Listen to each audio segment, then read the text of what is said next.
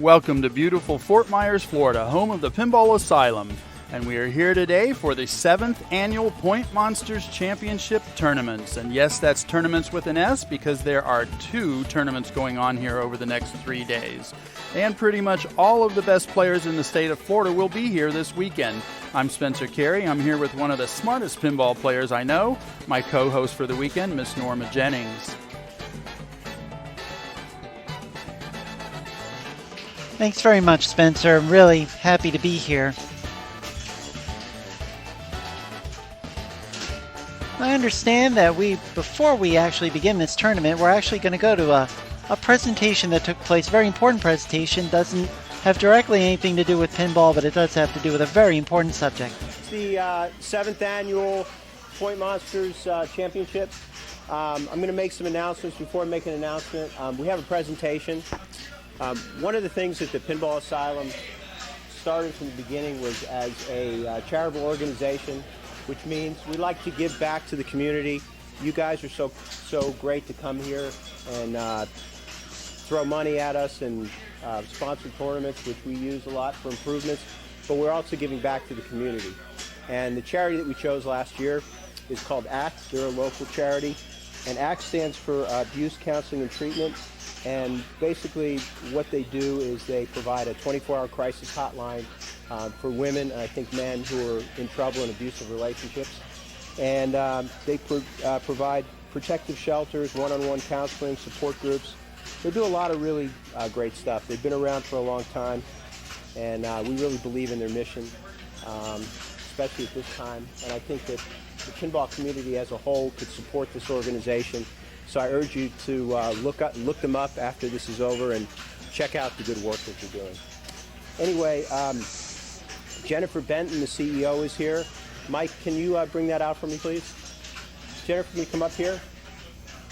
And I'd also like to bring up the board of directors of the Pinball Asylum.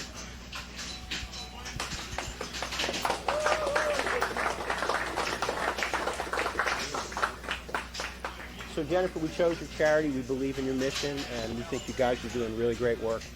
And we're happy to present you with this check today for $1,000 from the Pinball Asylum.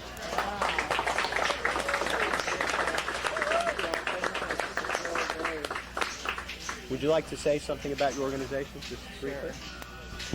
One thing I wanted to say, we've been serving Lee County for 40 years now, almost 41 in a couple of months. So we have 3 shelters here. We have counseling. We have so many services. So the money like this really helps and goes a long way. People don't realize that, when people come into shelter, they also have children too, most of them.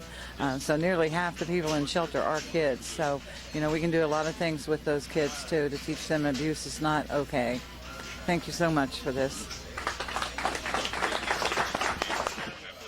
And we do just want to follow up there really quick about that great organization here. It's the Abuse Counseling and Treatment, and what they do, they're a private, non-for-profit agency in Southwest Florida, and they're committed to helping victims of domestic violence, sexual assault, and human trafficking. They provide a 24-hour crisis hotline, an emergency protective shelter, one-on-one counseling, support groups, and many other education and awareness programs. They work with law enforcement, mental health services, and many others in providing assistance and education to victims of domestic abuse and sexual assault. Today, ACT's 24-hour crisis hotline rings more than 50 times a day, and over 15,000 calls were received last year. The Pinball Asylum is proud to support ACT as their current charity of choice, and you can find out more about them at actabuse.com. What a great organization, and thanks very much for telling us more about that. That's really awesome. And what's really awesome this weekend is the fine competition that we're having here. We're already starting. Things started about an hour ago. This is the beginning of a very, very long weekend of pinball that we've got for you right here. And let's talk a little bit about what's going on with these tournaments right here. there are 2 tournaments going on this weekend. They're going on simultaneously. You can see right now we're parked on ACDC. And ACDC is one of the machines in the main tournament. The main tournament runs alongside that left-hand side wall all the way to the back of the room. And you can see all the way back there, there's a back corner. And the back corner actually goes from there and actually goes over to, if you take a look here, not much action going on in this other corner of the room, but that's where the Classics competition is taking place. So we're going to talk a little bit about the different types of tournaments that are going on this weekend. Let's briefly review the rules in pictures. The main tournament is what they call a Herb-style qualifying tournament. Herb-style, named for the man that actually invented it. His name was Herb, from what I understand. In this tournament, you actually have to qualify on 8 of 12 machines, but not just any 8 machines. You have to qualify in different types of machines. So you have to qualify well on 2 electromechanical machines, or EMs. You have to qualify well on 2 solid-state machines, SS. 2 games that we are kind of calling modern games. Really, a solid-state game probably stops around 1992, so you're looking at anything really made in the last probably 27 years, the so-called modern era of pinball. Then you get to make 2 choice games of your own, your 2 best performances of those 6 remaining games. So you put that together of a portfolio of 8 games. Your qualifying runs tonight, Friday, and it'll also run through Saturday. So qualifying ends tonight at midnight for just this evening. Then the scores are recorded. They pick up first thing in the morning. They keep going. This is not a 2-day tournament. It's really one very long, probably about 16-hour tournament. It ends Saturday at midnight. The finals will be Sunday at 10:30 a.m. We're going to be with you throughout about 11 p.m. Eastern tonight. Then we'll pick up tomorrow morning, probably in the mid to late morning. We're going to try to give you as much coverage as possible. And we'll also run you through to the other tournament that's going on, the Classics tournament. It's going on simultaneously. Not much action there right now. This, too, is a Herb-style qualifying tournament. It's a buy-in format. You have to put together your best 6 scores on 10 games. All of these games are dated prior to 1984. Qualifying will end Saturday for this tournament at 6 p.m. Eastern Time. Then they'll take a 1-hour break for dinner and come back for a double elimination final. The top 8 will qualify there around 7 p.m. And I know I didn't mention it in the first tournament. How many people will make that main tournament? There'll be 16 qualifiers making it to that main tournament. Spencer, this is shaping up to be a very, very interesting and exciting weekend. It really is, and for people that are new to watching pinball or pinball tournaments, and we're hoping to get a lot more people into pinball, and that's kind of half the reason we're really focusing on the Pinball Asylum's Point Monster tournament. It's kind of an institution here in Florida, literally, the Pinball Asylum, get it?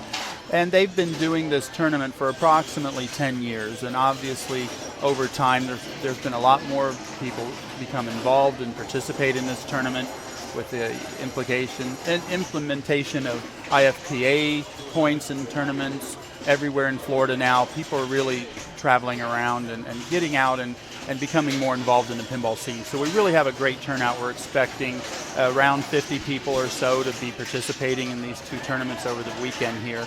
And for people who may not know, when we say modern games in the Classic tournament, we're talking basically anything like we're looking at now with ACDC that has a DMD, or newer games like the Munsters, which we have over here, which has an actual LCD screen like a lot of the newer Stern games have, and Jersey Jack Pinball and other independent pinball manufacturers nowadays are really all kind of converting to the LCD screen. So that's really something that we're all looking forward to. Technology is constantly changing above the playfield, but pretty much on the playfield it's still 2 flippers and a silver ball bouncing around down there. And actually here at the Pinball Asylum, again, just if you haven't been down here yet for one of their events, you really need to make it down here. They're pretty much just open for special events and tournaments like today, and they've actually just started their own leagues. But pretty much the Pinball Asylum began in 2011 as a place for local Florida friends to play, restore, and repair their pinball machines.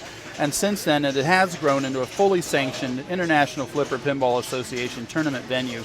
Also in 2016, that's when they started hosting their own Asylum Inmates Pinball League. and that happens monthly. The Pinball Asylum's mission is to raise awareness about pinball and to keep its fun, art, and sport in popular culture.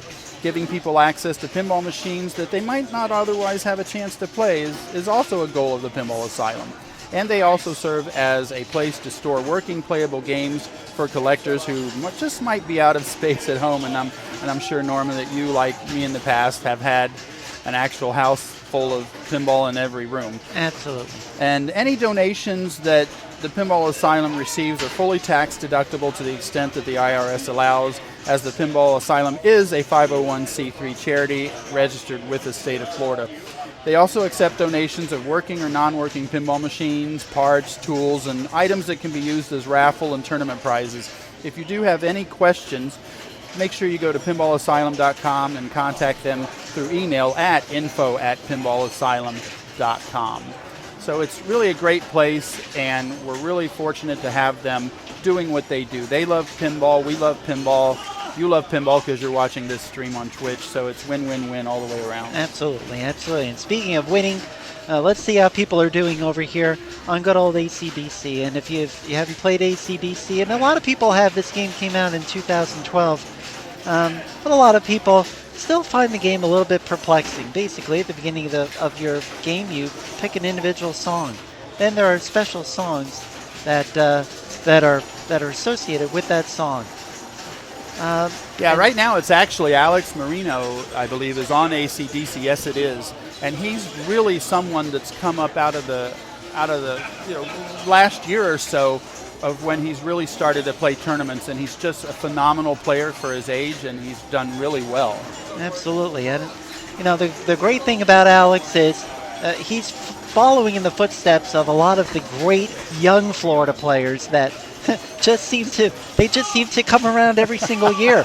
In fact, one of our youngest players is not here right now. He's actually competing for the world title, and we are talking about number 2 player in North America. His name is Nick Mueller. He's not here right now, but certainly, definitely, Alex Marino, I could see him being the next Nick Mueller, but I could see Nick Mueller becoming the next Eric Stone. Right, Eric Stone, a very well-known and popular player here in Florida who's again, achieved some great accomplishments in tournaments here in the past couple years since he started playing pinball again. He was a player that earlier in life played pinball a lot and actually participated in some big tournaments and got out there, and then just like life for all of us, takes us different turns, and he started doing some other stuff. He's a very successful weatherman on TV, and he's at one of the stations here in Florida right now also.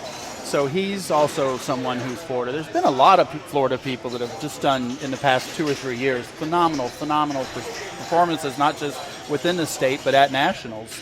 And that is something really when you start to take a look at Florida in general. And we're going to keep our eye on Alex. We've got up, and Alex is finished with his game. Not a fantastic game for him, but it's still early, very, very early. If you take a look at really, Florida in general, and for many of you, this may be your first experience seeing some of these Florida pinball players. I like to think of Florida as the pinball state. It's an IFPA super state, or at least it was in 2018. In order to do that, you have to hold at least 100 pinball tournaments and also have at least 400 registered players. Florida has no trouble drawing players to tournaments, as you can see here. 2 of the players that are here in Florida, have gone on to the IFPA World Championships, and one of them is here today, and that is, of course, Eric Stone. He's just was walking by before. He's over on Air Aces right now. I'm sure he'll make his way over to ACDC eventually. And Nick Mueller, of course, is here. There are really 4 competitive regions in this state: the North, Central, Southeast, and Southwest. The state championships tend to be held at the Pinball Lounge in Oviedo. Let's go back here to ACDC, and it looks like we've got Mr. Brian Dominic standing up here. And if we're talking about people, we're talking about people that are champions in their own right. We're hoping to be able to talk to Brian later. Brian has actually been to one of the earliest of the Papa World Championships. And of course, you probably saw earlier, he owns one of the coveted Pinball Asylum banners. He's also, again, pretty much everybody that I've met in the Florida pinball scene are just really good people, really nice people. They're really helpful people to new players. I know when I first started playing here at the Asylum back in the day, Brian Dominy and some of the other guys, Jeff Palmer and Atticus Palmer, they all were really helpful with me as a new tournament player, explaining the rules and what to go for.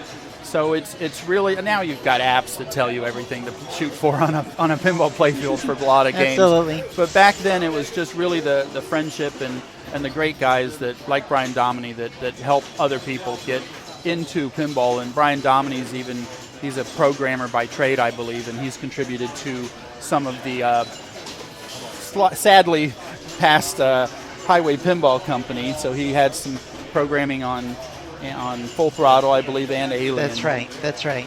Absolutely. And I mean, right now he's already on his way to figuring out AC/DC, decompiling it, as it were. And he's already in, I believe, Jam Multi-Ball here. He's got one of the super features going.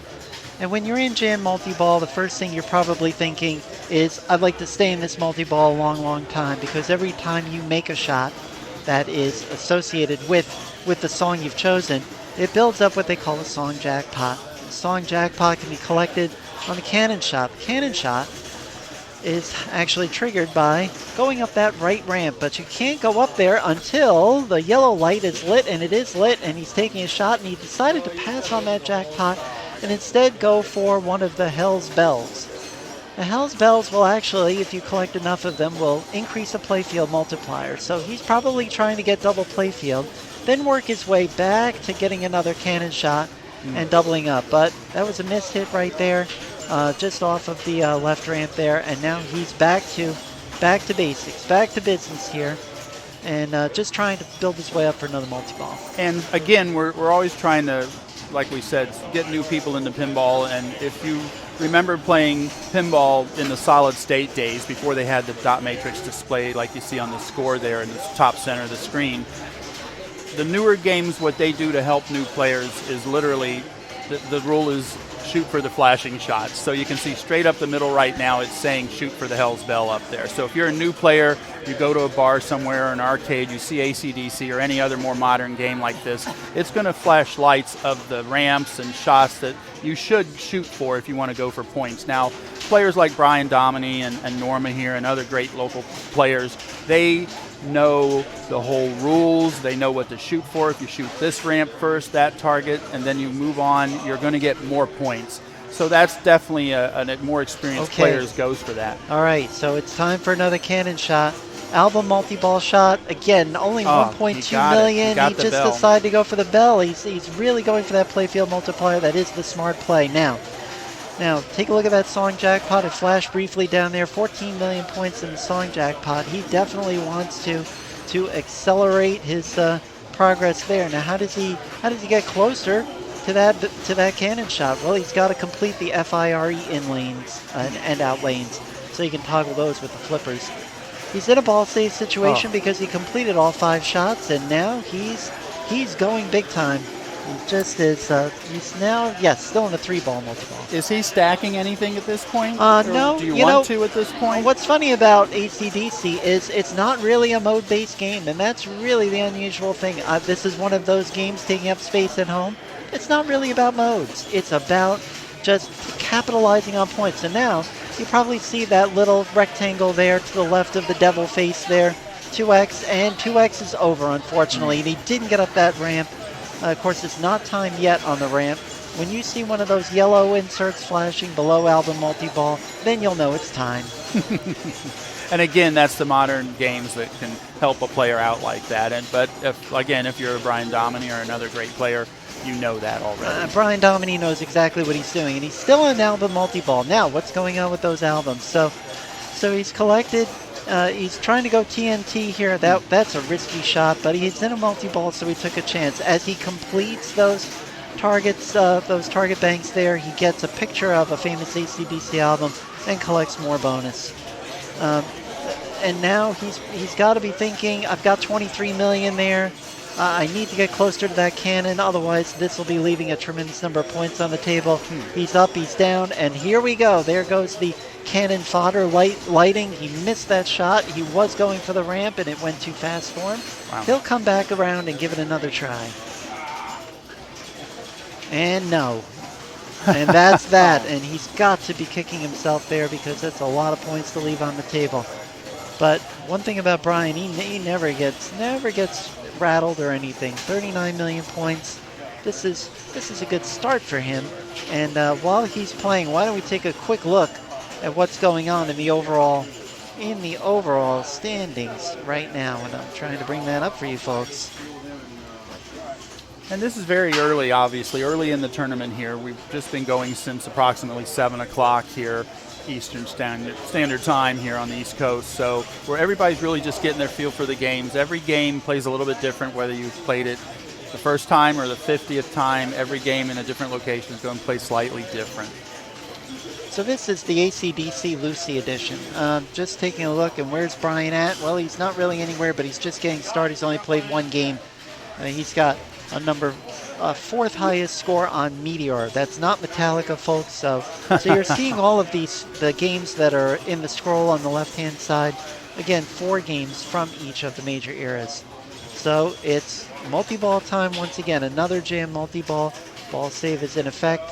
He's got to rebuild that jackpot again, that big song jackpot. This game is really about the song jackpots, and you get there faster with your multi-balls. And you just had the standings up for Maine, and I don't know if you want to read that off for people where they can go to find that on their own. Well, I'm really glad that you asked that because we've got that right here. We've got the website at the bottom of the screen. If you feel like following along, just go to www.neverdreams.com/asylum 2019. Neverdreams.com/asylum 2019. This is the 7th annual event. And wow, it's hard to believe it's been 7 years. I know that you, Spencer, you've been around since the early days. And could you believe that it's this many people now? I like to tell people that when we started, there's like a break room for the employees of the building in the bottom floor of this 2-story building we're in. And early tournaments when we first started doing things here, and I'd come down from where I'm at in the Orlando area, the tournament was literally set up in the break room down there. And it was maybe 5 or 6 games. And tremendous. to see that now, they've probably got close to maybe 100 games Getting here. close to about 100. It's a massive, massive space here that they've got. And they are actually going to be holding the World Championships here next year at the Pinball Asylum, actually. Absolutely. So if you watched earlier in the day and you watched over in that action in Italy. Milan, Italy, yes. Yeah. Well, set your calendars now. Set those clocks because 365 days from now, you will be here.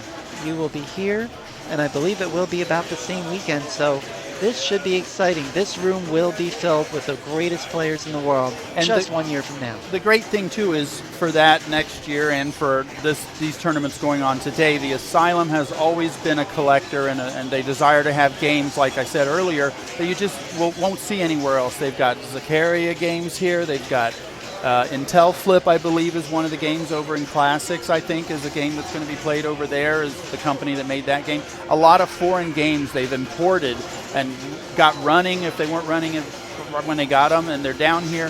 And there's always a wide selection of games in the tournaments here at the Pinball Asylum. I know over in the Classics they've got Dragon, which has always been a popular game here in tournaments. Right, that's the Interflip game that you referenced. And Cherry Bell as well is not in any of the tournaments at the moment. Maybe it'll show up for finals, I don't know. But Cherry Bell is a very popular game for people I hope it doesn't show up in the finals. I would hate to see that game. Now, where are we now? We're in Tour Multi-Ball. This is the third of the 3 multi-balls. And Brian has managed to amass 71 million points with really not much on those Canon song jackpots. And he's got to be thinking now, this is it. This is my one chance. I've got to capitalize. And let's see what happens here. Yep. And that's a nice bump over. I tell you, cradling has never been one of my best skills. It's an essential skill, unfortunately, in AC/DC, and there goes that. Because that ball just gets away really fast. And here we have Brian thinking, what should I do? And I think he should be thinking jam multi-ball. He's looking, I have 2 fire lane completions to light that jackpot. 3 for, he's far away from a lot of things. But and 3 hits for a bit. Yeah, see, he's thinking jam, and I would be thinking jam too. Now he's also thinking, you know what, maybe changing direction here. He's one set of fire lanes away from that cannon, and the cannon is not tremendous here. 2 quick dangers. It's not a lot of points, but here we go. He's ready for it. Does he want to go now, or does he want to try to double that playfield? If he doubles the playfield, he'll double that cannon shot. Or does he want to just go into a multi-ball first? Now, see, he's trying to go for that bell. I can pretty much make the cannon shot on a regular basis for exactly. ACDC. Oh, no, and you heard that.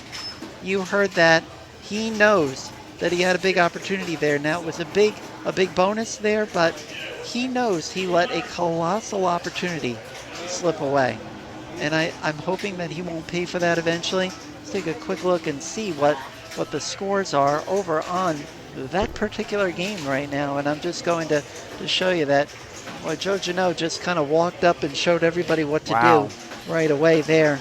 And Brian's score is going to put him solidly in second place, but I'm looking at scores of 200 and 300 million here this weekend at a minimum to even be in the conversation. And see, those are some of the big names already there on ACDC. Joe Gano and Dan Coyle and Carl Reedy, Alex, who we saw earlier playing there. Those are some of the best people we know here in Florida. And I know we've even thought about some of the stuff where they've been standing and their results and stuff like that. Sure. So we put something together for you to look at and talk about. Sure. I mean, this weekend, if you had to really take a look at what this weekend is about, this weekend is unlike most weekends. I shouldn't even say that. There are a lot of people turning out, but we can't get this many in a room together sometimes. So this is Pinball with the Florida Stars. What you're seeing on the screen are the top 24 players in the state of Florida, effective just a few days ago. The ones in yellow are the ones that are here. And player 3, well, he obviously has more important things to do. He's over in Italy. Otherwise, I know he'd be here. Yeah. Other players that are really surprising this year, Kirby Reams. I think Kirby probably had about the best January and February that one player can have. He was just running away with everything. And he's, I'm hoping we can get a chance to talk with him. We'll have some interviews later. Dan Coyle, who's here, we're hoping to get a conversation with him too. You see the aforementioned Alex Marino. And Joe Janot is taking off pretty quickly. Some of these names are pretty familiar because they were in that earlier shot. They've got banners here already. They're of the banners that exist here, of the previous 6 winners, 3 of them are named Palmer. And yes, we got the wrong graphic up there. I wish that was Brian Dominy playing again, but it's not. Instead, folks, just check out that website. Dan Coyle is actually on the well, ACDC this is wonderful. now, What a so that works segue. out. What a segue here, Mr. Yeah. Dan Coyle. And Dan Coyle is, Dan Coyle has been, at least for me personally, one of the most supportive players. He's a great personality and an even more fantastic player. And this is somebody that's been playing in tournaments for decades, literally. In fact, we're hoping to talk with him about his past IFPA experience, as we just experienced a triple drain, all disappearing like crazy. So he's going into ball 2, though, so he's still got some chance here. And like I always say about pinball, all it takes is one ball. And I've qualified for Classics finals here years past, and it was literally the last game of the night and the last ball, and I had to really just pull out a miracle, and it's one of the few times I've done that, but it does happen. And a lot of these players here today, and the players that are in the top, whether it's 10, 16, or 50 of Florida, you pretty much got to know the rules, and that's not me. I'm a flailer. I'm a good player. I can step up, and I've won 1 or 2 tournaments, and I usually when I play, I'm sometimes in the top 3 or 4. But I've just never been a rules player, and I don't have a big desire to go all the way and do all that. I'm here for the fun, But these guys that are the great players in Florida, they know the rules, and they know that even if they've only got one ball left, they can pull off a miracle if need be. And that is what really separates them. As these evenings go on, and as tomorrow goes on, we're just going to see magical things happen. That's for sure. And the elbow that is in the shot here to the left is a very famous elbow. The elbow, of course, of Eric Stone. And Eric Stone Oh, that elbow on the right. I thought That you meant the elbow. blonde, long blonde hair. I was I like, don't know. Eric Stone's got I'm long sorry, blonde hair that now? elbow Oh, does not drat. interest me as much, and even the Eric Stone elbow wouldn't interest me as much. But I can just tell you that it's a very distinctive elbow. It's an elbow that's been in a lot of tournaments, doing a lot of moving around. And we do not have a microphone on Eric Stone. He's famous for a lot of things. I think he's been banned maybe from having a microphone on him. Me too, Perhaps.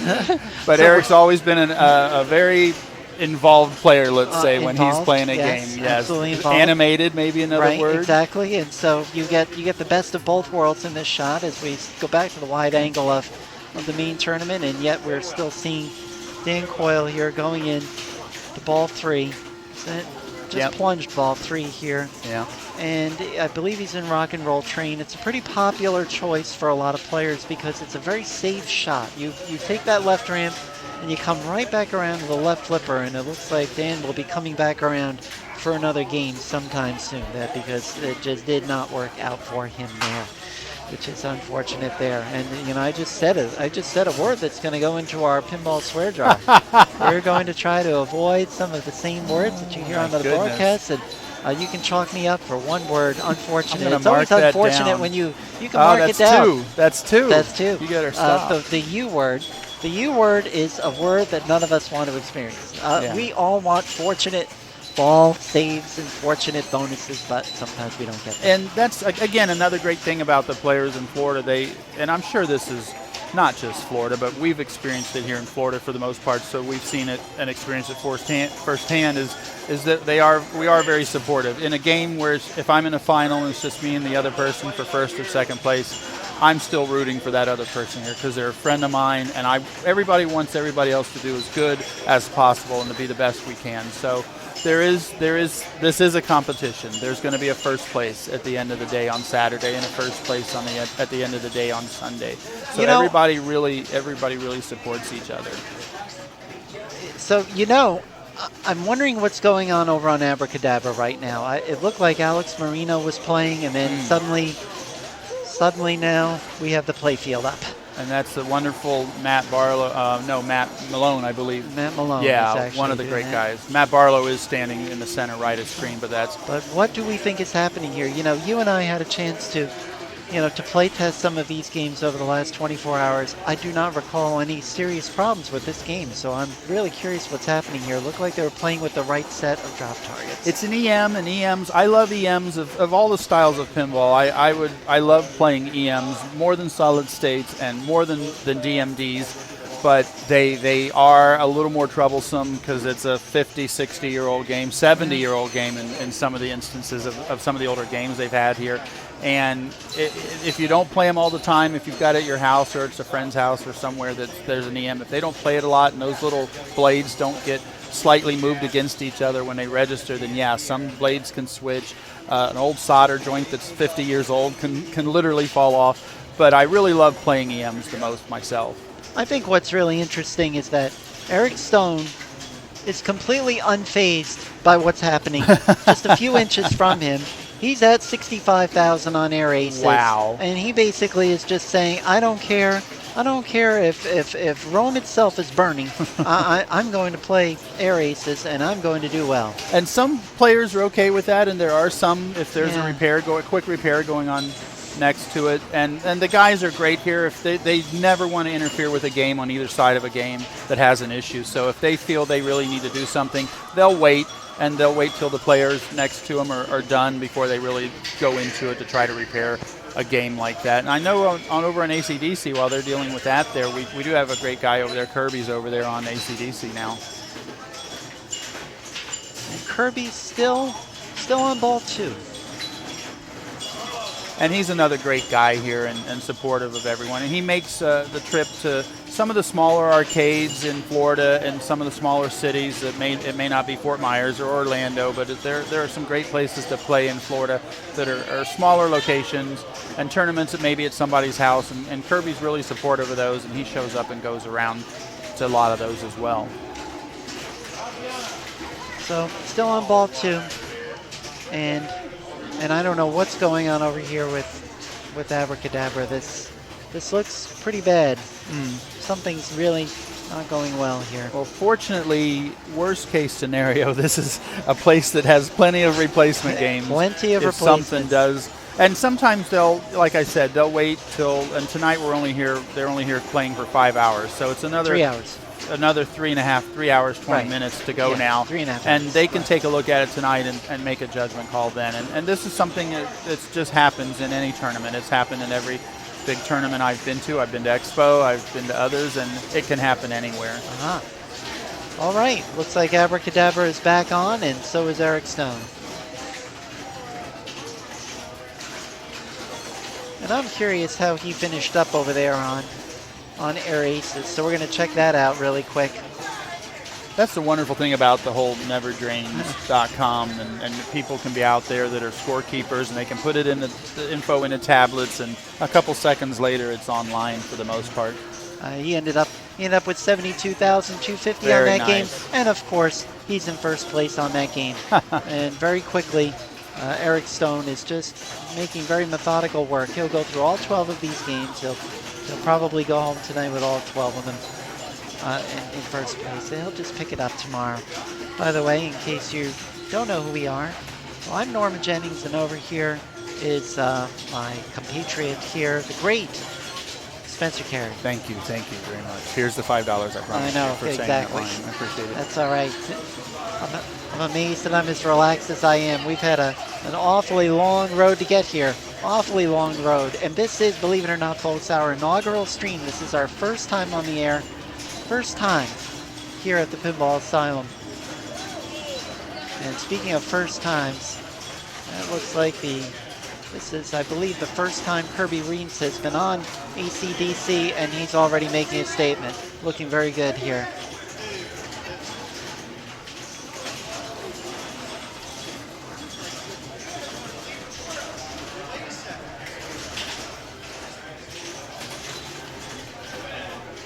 Take a quick look over here. That's the full view of our main tournament lineup, and I'm not sure if anybody's over on Classics yet. If we let's find peek out over there and see if anybody's And Classic's still a ghost town, but it won't be at about 3 p.m. tomorrow. At about 3 p.m. or so, that's when the rush hour will start over here. And it looks like at least one person. John Beagle might be John stepping Beagle up doing to his something. stretching exercises, being the great athlete that he is. Will he be the first one to break the seal on these games? And he's thinking about it. The answer is no. I don't know. Maybe just in a quiet time. Just in a quiet time. But as we come back here, Kirby Reams still on it. And now here's a big opportunity. Well, this is, he'll take it probably.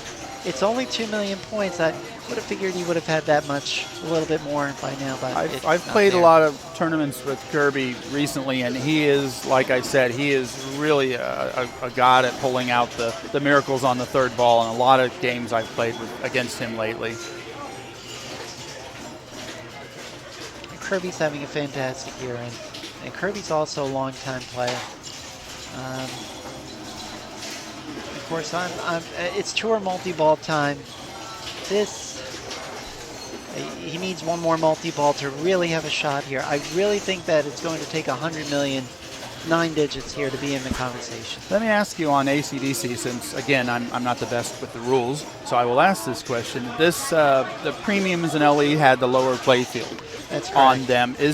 But I think I've heard where a lot of people don't really try to go down there for the lower playfield stuff. Really. It's not a really good payoff for points? I would say that in order to go down there, at least one song that you would need to choose to go down there would be Hell Ain't a Bad Place to Be. And it's not a bad place to be in that lower playfield because it's risk-free, but I must tell you that it's not the richest mother load of points. You're probably wanting to stay with Rock and Roll Train, or I like to go TNT only because the points really seem to stack up quickly, especially if you're in a multi-ball. If you get that big ball save, you can just whack those TNT targets really quick and really advance your opportunity at that. Whoops, there you go. That was a danger right there. Advance your opportunity at that cannon shot. You're living for the cannon shot. You're living for those jackpots because there are no modes. I doubt we'll see anybody get to the only real mode in AC/DC, which is called Encore, which is if you complete all of the songs. But no real incentive to even complete songs in this game. This game just isn't built that way right now. The songs are more for your personal enjoyment. Do you think the programming has changed more since they went to the newer screens with LCD and they can put a lot more information up there? Or do you think it's really the same depth that it was for AC/DC, for example? I personally think that these older games, when I say older and the older modern games, right, they're This not isn't that old, really. Right, exactly. I think they probably were a little more approachable to the player. You're seeing a lot more complexity now in some of these games. With a game like Jersey Jack's Pirates of the Caribbean, etc. There's a mortal person just really can't grasp that right away. I don't know. You need a manual.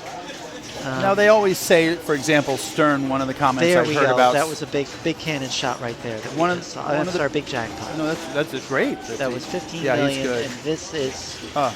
And he loses the album multi-ball here, but yeah, I didn't want us to miss that big cash up I point. think one thing that has carried over from the early DMD days to even now with Munsters, for example, is at least with Stearns and some of the others, they're still a bash toy in the middle playfield, whether it's Wolverine on X-Men or the Well Walker on the Walking Dead pinball machine. There's a big thing in the middle of the playfield. At least Stern is putting there. So if this game is at a bar or something, a player can walk up and say, okay, I know I should hit that big ugly thing in the middle of the playfield. Very approachable star. Well, speaking of approaching, Kirby Reentz is approaching the high scoreboard right here. He played You Shook Me All Night Long, which I found an interesting choice. It's all bumpers up there, and you complete the bumpers, you get some bonus. Not sure why he chose that, but he's got big points on that. 98 million, and that's going to be very significant here, very significant, and it is going to put him solidly now in second place. He's going to displace Brian Dominy there. And let's just take a quick look over here at those standings here, shall we? And as you can see, AC/DC Kirby is going to land right about in here. Take a quick look at some of these other scores. Yeah, I was right going to now. say if we even started at Air Aces. Let's just start with Abracadabra. And let's review once again what these games are. Abracadabra, this is an old classic right here. It's the Williams Classic, and John Beagle is right here at the top. Wow, 114. John Beagle, 104,000, and that's hard to do on Abracadabra, and yet Gwen Octavia got pretty close to it. Oh yeah, Gwen is another great local player who's just today. This may be her biggest tournament she's been to so far. I would think so. She's a great player. She played in Free Play Florida last year in the women's tournament and made it to the top 8 there. I played against her then. AC/DC, of course, well known, as we just said. Kirby Reentz stepping in there. It's very early here, but we are looking at some scores here. Eric Stone apparently doesn't care who fixes games next to him or not. Now look who's in second place here. Lauren Emmel. Lauren already has a win this year, best known as Mrs. JoJo. What was the event she won? I'm sorry? What was the event she won? I'm not sure which event she won. I'd have to look it up. Kirby Reentz. Okay. What is the link on Twitch? Are you streaming on Twitch? Yes, as a matter of fact. That's a good thing to bring up. Sure. We're being asked by Mr. Kirby Reentz, where are we? We're actually at www.twitch.tv/pinballasylum. www.twitch.tv/pinballasylum. Why don't you write that down there for him? I should write that down. Spencer for him. Carey. That's great. We may want to post that out there. In other news, Atlantis, Carl Reedy has got a pretty good start there. We're going to keep it moving for the folks at home. Aztec, boy, that's an oldie as well, and it's a great one. And David Paz has already rolled it. Amazing. I thought that somebody would have to roll this game, and I didn't know that it was going to take less than 2 hours to do that. Baywatch, which we were going to start with, had a couple technical problems. We may come back to that later. Dave Sordas is our leader over there. 454 million. That one's playing very well. Very, very well playing this time around. I think we're going to get somebody get close to $1 billion on that.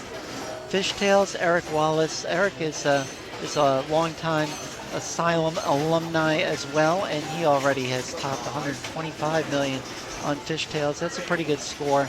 I just can't wait to see Eric Stone get a hold of that one, really, because that's one of his core games. We already saw Eric Stone apparently over here on Funhouse. 21 million is really That's pretty much a softball for him. He actually in the state championships in Florida a couple of years ago, he put up 90 million. 90 million, and we all had to sit there and wait for him to finish. Harlem Globetrotters is in here. This game is showing up in tournament after tournament, and unbelievable. Chris Henry has already rolled it. Wow. And on a 3-ball version of Harlem Globetrotters, too. That's a tremendous, tremendous thing right there. So we're already seeing fantastic things. And Seal Beagle, who has the game at home, coming in solidly in second place. We're taking a look at Meteor. And Kirby Reeds comes over and he wants to know if his name's going to be on TV, I'm sure. Well, guess what, Kirby? It is right now. You're on top right now in Meteor. That's a decent score, 506 million. We're going to be playing Munster's Premium here. Munster's Premium, this is the original Premium, the fully black and white version. We're playing that right here, and Sebastian Bobbio doing well. If I can maybe get a chance to switch the rig around out there, what would you like to see next? I don't know. Let's take a quick look. Super Orbit, Jeff Palmer is already at 1.4 million. If we can move that around right now, I'd say let's go take a blast from the past and go play a little bit of Harlem Globetrotters, why don't we? So now we've got Spencer's going to be out there moving that around. Going to move on over to Harlem Globetrotters because ACDC is apparently going in a dormant state here. No one wants to play ACDC. I guess they're saving it all up for tomorrow, saving their energy, so to speak. So while we're moving over, let's just take a quick look at just what else is going on. Classics, still nothing going on here. Let's review those rules once again, why don't we? So if you joined us a little bit late, let's talk about what's going on in the main tournament. The main tournament is a herd-style qualifying event. It's going to take place 5 hours today and about 13 and a half hours tomorrow. It's really a whole lot of hours. And you don't have to play 18 and a half hours straight, but you do have to play pretty consistently, and you have to hit all these games. It'll be 12 games in all. You have to assemble your best 8 scores on 12 games. There will be four different sort of, I'm sorry, I'll restate that. There are 3 different eras of games, and you must assemble a total of 4 pairs of games, basically. You need 2 great scores on EM games, 2 great scores on electromechanical games. You need 2 great scores on solid state games. Those are ones with the sort of the egg crate digits. Modern games, pretty much anything that came after about 1992. And then 2 games of your choice, no matter what year it was. If you did great on it, then you can go for those. Qualifying Friday and Saturday until midnight, finals Sunday at 10:30 a.m. That's what we're doing on that. Then, of course, we've got the Classics. Classics tournament, Herb style qualifying, best 6 scores on 10 games. All of these games are dated prior to 1984. Qualifying will end Sunday at 6 p.m. Top 8 in a double elimination final round at 7 p.m. We will cover that double elimination round here on Twitch tomorrow at 7 p.m. And we're just getting set up over here on Harlem Globetrotters. Just a couple of just getting the finishing touches over there. We're back to full action.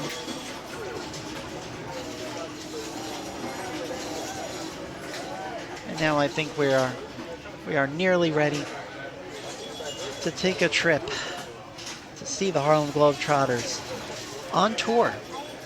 The full name of this game. Harlem Globetrotters, the name of the game here, really is to go for that set of inline bonus multiplier targets. That's really your big point making opportunity there. You want to build up that bonus, and you can build up that bonus really just about all over the place.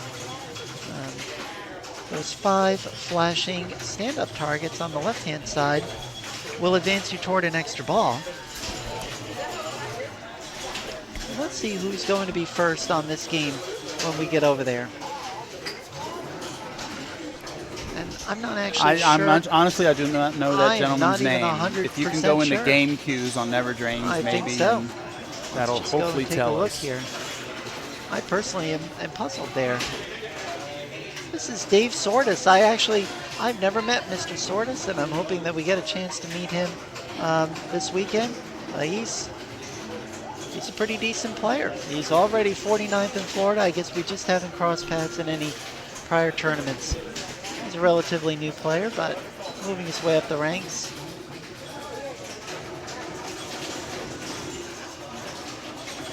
Harlem Globetrotters is a really fun game, and it's one of the games that's known for having what's called the possibility of the scissors on the left-hand side, because when you hit that left flipper, both those flippers come up, and there's a gap there. And if you're playing and you bounces off your right flipper or something, goes right through those left flippers, it's a very not happy shot. Yeah, at that point. That's the old double flipper, the scissor. Yeah, but it's a really fun game to shoot for, and I imagine you've had enough time playing one of these in the tournament? Yes, and Seal Beagle, of course, had second place. Yeah, and there's the scissor. There it was, right there. There's the scissor. The scissor cuts him good. I can't believe we're done already. That's Harlem Globetrotters. Sometimes you're finished in no time whatsoever. Really, the strategy here on Harlem, you go up to the top. You haven't lived until you get the ball in that saucer, because you need to advance that forward. You want to get your GLOBE. Sometimes that's set random, but here on this game, it is going to automatically advance you to the next letter, so you won't get any duplicate letters. You complete all 5 of those, you'll end up with, I believe, a 25,000 point bonus. I believe it is. Go down into those bumpers. Those bumpers are very, very dangerous. They end your day very quickly.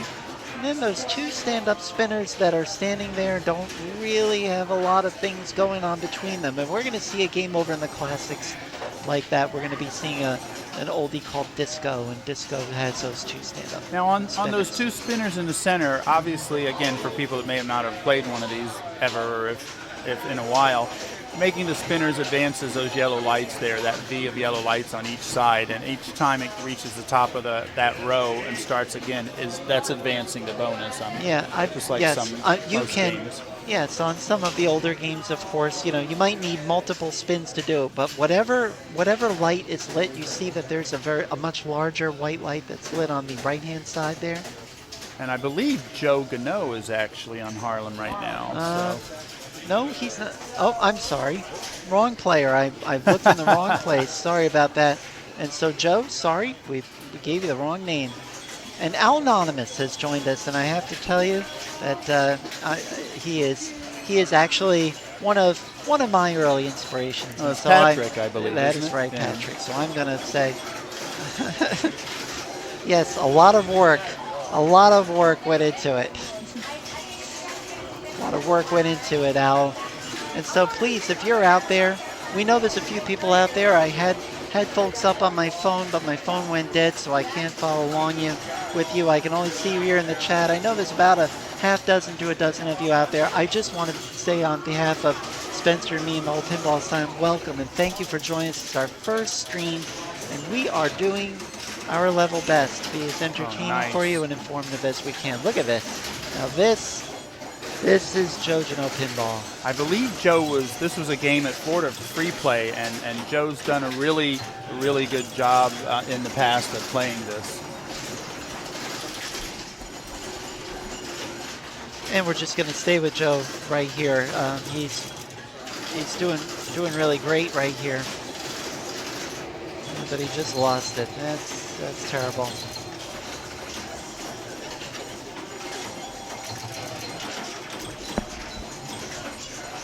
Spencer says hi. Spencer says hi. Hi to everybody out there. And hi to everybody out there. That's right. Especially Al Anonymous, because he said hi. I do want to acknowledge Dexter Hampton and also RJJ718. Thank you very much. Looks like we need to adjust the resolution on the playfield cam. It's running interlace and you want it progressive. Well, we'll try to work on that. Thanks. We'll put that down 720. We'll put that down as a to-do for tomorrow. I'll make a note of that, and we'll pick it up in the morning.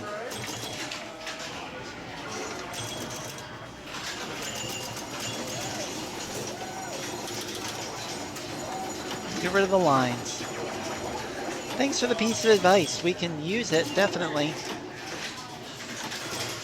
Well, that's that for Joe. Harlem can be a harsh game. I've seen it in, like I said, in tournaments like Free Play and others, where really good players walk up and walk away really quick sometimes. It's something that, it's a fun game though when you're really in the groove on it and you're hitting everything you want to hit without getting scissored by those left flippers down there, then yeah, it's a really fun game to play as well.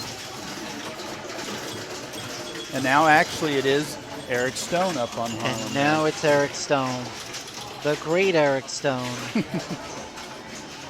And you know, the interesting thing about Eric Stone, he's the only player that you'll find here whose world ranking is lower than his Florida ranking. He's 5th in the world and 17th in Florida. Well, why is he so low in Florida? Well, you know, he only played one tournament, but of course, he won it. So, as he wins so many times. So, one tournament, one win.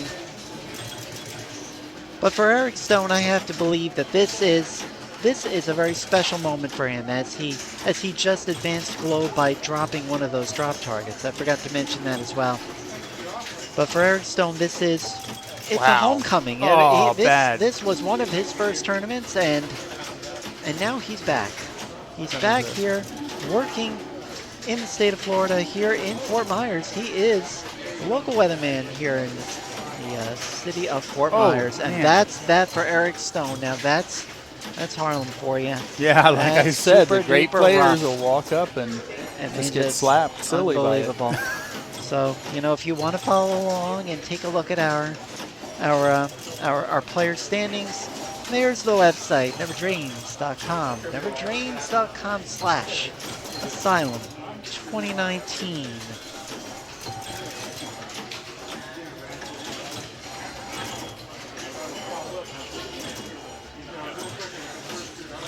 I'm really impressed with not just the computer setup here you've done this weekend, Norma, but the rig that was built and the wireless rig. The cameras are actually coming. The cameras on the rig, I should say, are actually sending a wireless signal to a wireless receiver, which is then hardwired into the computer here, and it's the easiest way to get the rig around, to easily move a camera setup from one game to another is just by literally putting it on wheels. And I believe it's Carl D'Angelo was the first person we saw do that. Carl D'Angelo, definitely. To where that a lot of people have copied Carl in a lot of his streaming ideas and everything, to where they're now doing at their local tournaments, their arcades, wherever you can find pinball now. You're more likely going to see some sort of rig with a camera above it rolling around, or there's even an arcade, like I think I told somebody yesterday, that they literally took a 2x4, screwed it to the top of their games that they own, and at the end of that 2x4 is this security camera, and it was a clever process. I don't know if I would have screwed it to the top of my game with drywall screws or whatever, but the picture looked good, and it was the security camera dome situation was, I believe, a cheaper result than probably what we paid for these cameras. Yeah, I tell you that. But you know what's so funny is how much you can do now. How much you can do on a budget. I mean, there's the technology is just getting so. It gets cheaper and better, and it just makes it easier and easier. And I seem to remember somebody told me that somewhere in a tournament they actually set up a camera inside looking at the tilt bob. Is that true? I've seen that done a couple of times. Really? I think it's remarkable. I also think it probably is unfair, and I do not think the IFPA has actually sanctioned anything like that. Wow. I see a lot of creative interpretations of IFPA rules. Now that I'm getting into some tournament directing myself, I actually have taken the time to read the rules, so I don't mind bringing them up whenever possible. And right now, everybody is living a nice, happy life out here, doing great. In the lower part of the screen, we're seeing couple of great folks taking their chances here. We've got Seal Beagle over there on Atlantis.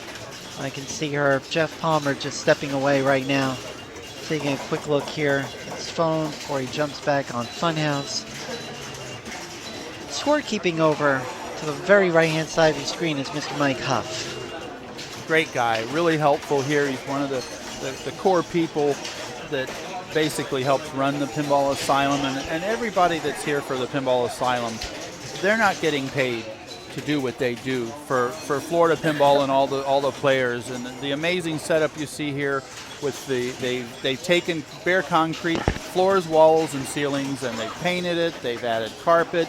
It's a really amazing place, and if you can ever make it down here for one of the events, you really need to get down here to appreciate it fully. And there's hotels nearby. I think the closest one is literally across the street. That's a Days Inn. There's plenty more Hiltons and things like that, either nearby or one or two exits down the road. We're pretty much next to I-75, if you're familiar with that. It runs from Florida all the way up through where I'm from in Ohio, and I believe up to Michigan. And we're right off I-75 here in Fort Myers. And it's an amazing place. Everything you see here, the TVs up above with the cameras, the little camcorder cameras they've got, or webcam cameras actually on the mic stand looking things next to the games. That's something they have up all the time for their local events and their weekly and monthly leagues or tournaments they may have here. That's so everybody that's sitting here off to the right of the lower shot there, they can watch and see and ooh and ah and cheer and moan when a bad shot happens or a bad drain. And it's just a really great effort that they've done here with the cameras, and you just got to get down here one of these days. If you come down, you've got Fort Myers area, Naples a little further south. It's a great vacation area. If you're coming down to Disney up in Orlando, we're about 3 hours south of Orlando. So if you can afford the time to take a day to come down and come to one of their events, please do. Oh my gosh, did you just see that? He did not even stop. He just turned, walked away. He knew it was coming. Basically headed for the exit door. Wow. That's Harlem. It's a harsh game. That is. It can be harsh. That is rough. It fools you. You look at it, this is a 1970 something game, maybe early 80s, and it looks like an easy game to come up and just boom, boom, boom, and we're about to see someone that may make it easy, and it is Eric Stone once again. I'm telling you right now, he is without a doubt the odds-on favorite to win this tournament this weekend. I'm calling it right now. I have not played. Of course, I have not played a single game in this tournament yet. I'd like an opportunity to do that tomorrow, but I can tell you that it would almost be futility. This man right here has an excellent chance of doing that. So. In your lower screen, he's kind of hidden behind Dave Sortis there on Munsters, but you might hear him before you see him. And this is again great whether you're an experienced player or a beginner player. A beginner player of pinball, to watch some of these top players in Florida, like Eric Stone, like Jeff Palmer, like Brian Dominy, and the up and coming people and the new people. It's really like going to school and watching these people do what they do. And there's a lot of women players. They unfortunately are not having a women's tournament this weekend, but there are a lot of great women players here too, like Norma and others, who everybody can learn by watching everything they do. Oh. Nothing you could do with that. That was rough. I'll tell you what. Nothing you could do. You've pumped me up so much that I almost feel like I have to put myself in the queue. There you so go. I'm literally going to go and be in the queue, and so I'm thinking, I'm probably going to put you a little bit on autopilot here, perhaps, and see what we can do here. I would suggest you play Harlem Globetrotters. Wouldn't that be convenient? It would be, and I'm going to just see if I can get myself. Actually, I have to log myself in to get in there, which I cannot do. So I thought at this situation, for whatever reason, people were not able to do self-queue, but then I heard someone say they did. So well, I'm gonna see what I can out. do about getting in. Have fun. That's what it's all about, is having fun.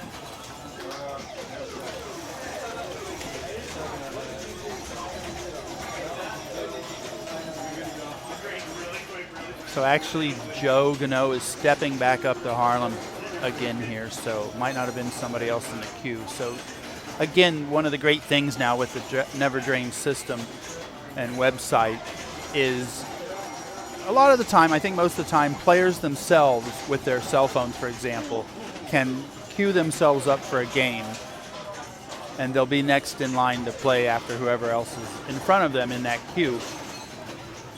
And they've also got people, you'll see the guys from the Pinball Asylum, it actually looks like, walking around doing the scorekeeping at the moment. And there'll probably be maybe some players will help out with that as well.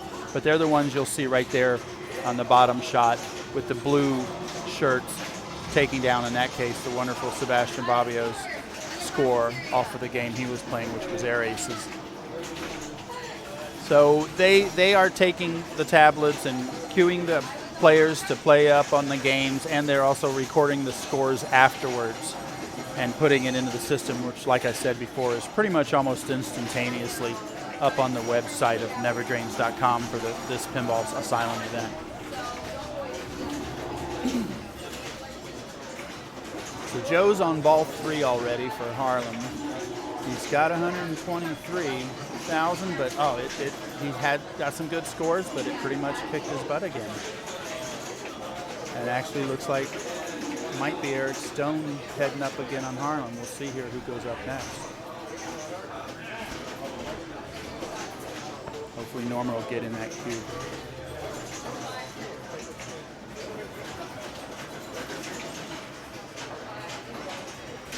And as always, if you could look around the walls here where I'm sitting here at the Pinball Asylum, there's lots of pinball related photographs, artwork, there's framed sets of the plastics from the playfield that cover up some of the mechanics you'll see on a playfield, and pinball inspired art.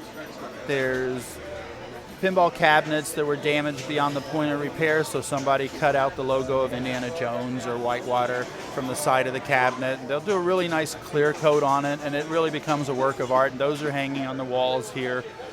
And the whole world of pinball and all it's about is represented in its various artistic shapes and sizes here. So it's really a fun place to be. They've got, you can't really see in some of the shots we've got right now, but they've got some couches and some lazy boy recliner type chairs here that some people are able to sit in when they really need to relax. And they've got a row of the standard plastic chairs you see at tournaments out there as well for the players in the queue waiting to play. So Eric Stone, not a good first ball for him on Harlem. He's got 17,000-ish, and he's going to see what he can do here. Really can be a really fast game. He's got such a great touch with the ball there. And he'll just usually knock those, usually hit those boom, boom, boom, boom, take out all 4 of those drop targets. Grab it. Let's see what happens here. Again, if you've had from personal experience, I know if I've had 2 bad, my first 2 balls were bad on a game, I've got 1 ball left to play, I've either just got to say, look, bite the bullet and let it go and start over again. But you really should play it. Number one, it'll help you learn the game just that much more, even if your 3rd ball is a bad ball too. You've learned something and picked up something about the game that can help you when you come back and play it through the queue again. So not a great result for Eric Stone's level. He ended up at 110,000, and I'm pretty sure he's one of the people that I've seen roll the score on Harlem Globetrotters. And what we mean by that, if you're picking up on the pinball lingo and stuff here, for example, that score display on Harlem is a 6-digit score display, so it could show up to 999,999 points. And if somebody's really having a good game, and they roll it, they've gone over. So you usually call that out, or hope somebody's there with you watching and sees that you've gone over 1 million and you just didn't have a 1,000 point game. You've got 1 million and 1,000 points.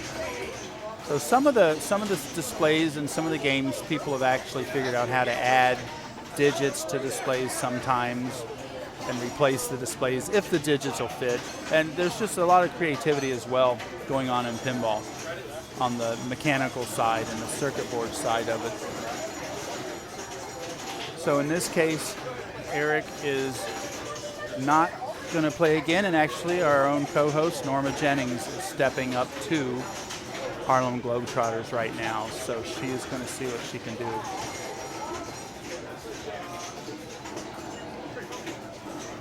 Didn't quite grab the saucer. You want to takes a couple shots before you get what's called control of the ball, whether you cradle it, in this case on the right flipper, because you can only cradle it in the top flipper on the left side, and it just took a bad slice out the out lane there. So soft plunge did grab that top saucer better, so she got some. Oh no! She scissored it through the left flippers there, so unfortunately we're going to have to give her a little rub about that when she gets back over here. Again, on this game, a slow plunge does have a better chance of grabbing the saucer. And again, in a tournament like this, you want to get playing the games as soon as possible and get the bad games out of your system, get a feel for how this individual game might play a little different from one you've played before somewhere else.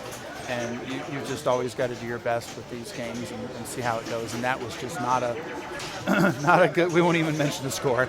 Not a good game for Norma in this case. And she gives a friendly wave over here, knowing that we're probably addressing that situation. Norma's a great player, and she's had great results. Definitely kicked my butt on a couple times here over the years, and she'll have a much better game on that as time goes on here tonight or tomorrow for sure.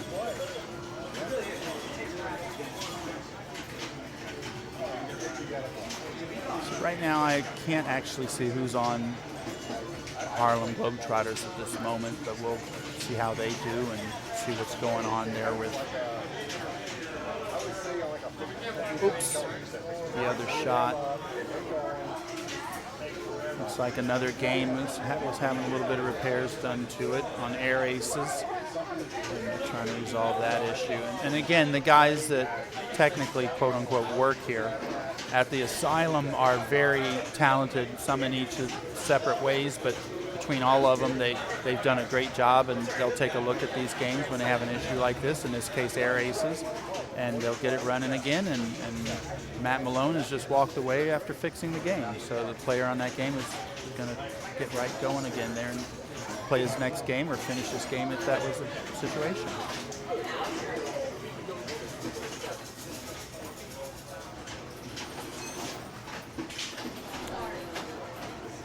Might be Shannon that was on Harlem Globetrotters, can't quite see.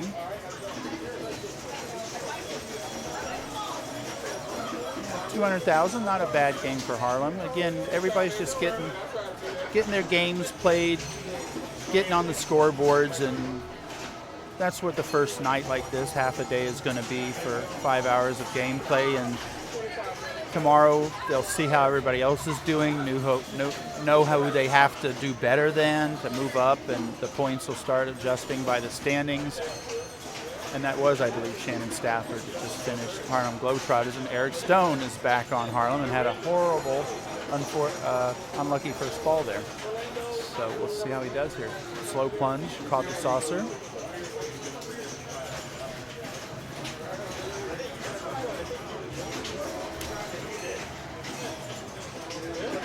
Going for the drop targets. Wow. Just had a little too much roll there to cradle. Oh, amazing, almost instinctive skills to keep a ball alive off the very tips of a flipper like that. Little, almost tap pass.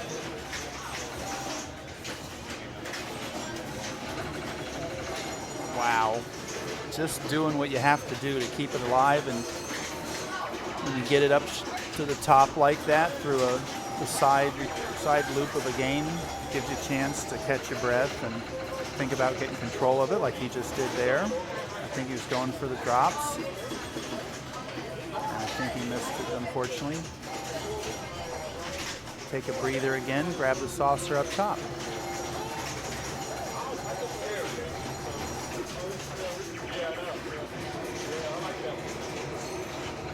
I think, like Norma said earlier, the spinners on this game are not something I haven't seen players really shoot for that often.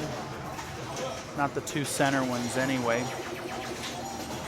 Oh, good bounce there. Gets a drop target, puts it. Now he's ready, I think, to get up for the saucer. Nope, gets one more. up there behind the targets. Oh, just didn't get enough of bounce off that flipper. I can feel him stomping the floor from here. He knows. Should have gave it a little nudge there off with the flipper into the other side. Going into his third ball, it looks like he's got 394 again. Oh my goodness, a good score. You just kind of wash, rinse, and repeat what you did on the previous ball. Get those drop targets down, I believe, for multiplier.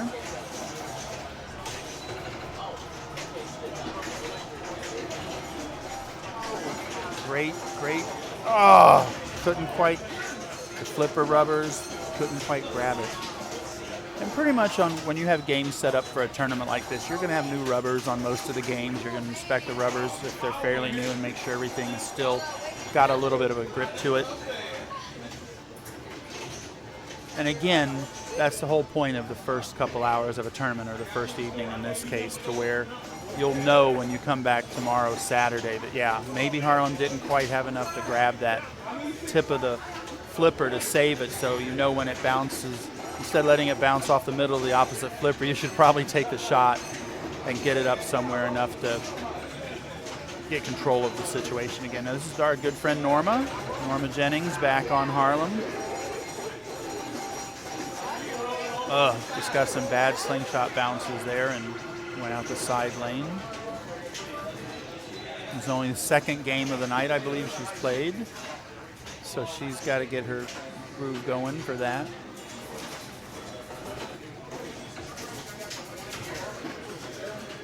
Again, moves like that, that was a great move. You can kind of sense and tell and have a sense of where the ball is, and you know you're not going to be able to save it from a certain flipper, or you have to give it a little nudge if possible. The tilts on all these games here are set fair, but not very lenient, so you're not going to be doing like I've done in the past, where you slide it like a bobsled 4 feet to the left or 4 feet to the right. You're going to catch a tilt for giving it a good nudge on pretty much all these games here today. And when you play a pinball machine, whether you're playing it again on a location somewhere, or at an arcade, or at your house, or at a tournament like this, again, every little adjustment may be a little different. So you'll get a feel after playing a couple games on a game how much, in my word, I always say, give it some love. So how much love you can give a machine to shake it, or give it a little bit of a nudge to the left or right, you'll catch on to that pretty quick. Once you get that, in the case of the old games, like this, you do not get a danger, two dangers before you get a tilt on them, like on the modern DMD games and the LCD screen games like Munsters. On these old games, when you tilt, you tilt. You get one register of that tilt bob hitting the sensor on the side there, and you're done with that ball. So I believe it's Jeffrey Cleary going up to Harlem now, another great player I've only met over the past year here at an arcade over in Winter Haven, at Arcades, and he's a really nice guy. He's a good player. You can see there he knows instinctively again how to save a ball that might be going down the center otherwise.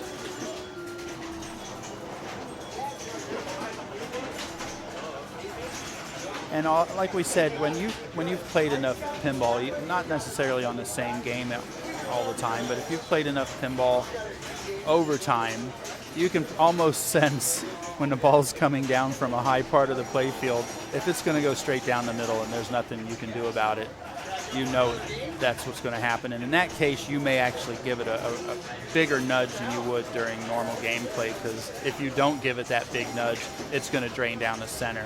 And if you give it a nudge, you may save it, you may not, and what you have risk to lose is your bonus score.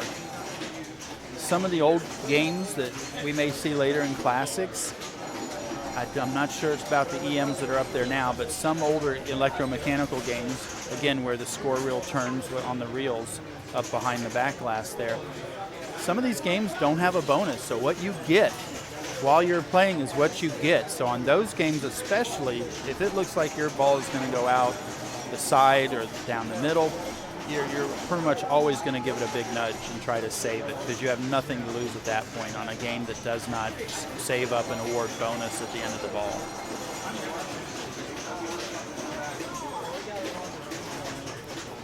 Referee's on the ball 2. He's got 83,000 at the moment.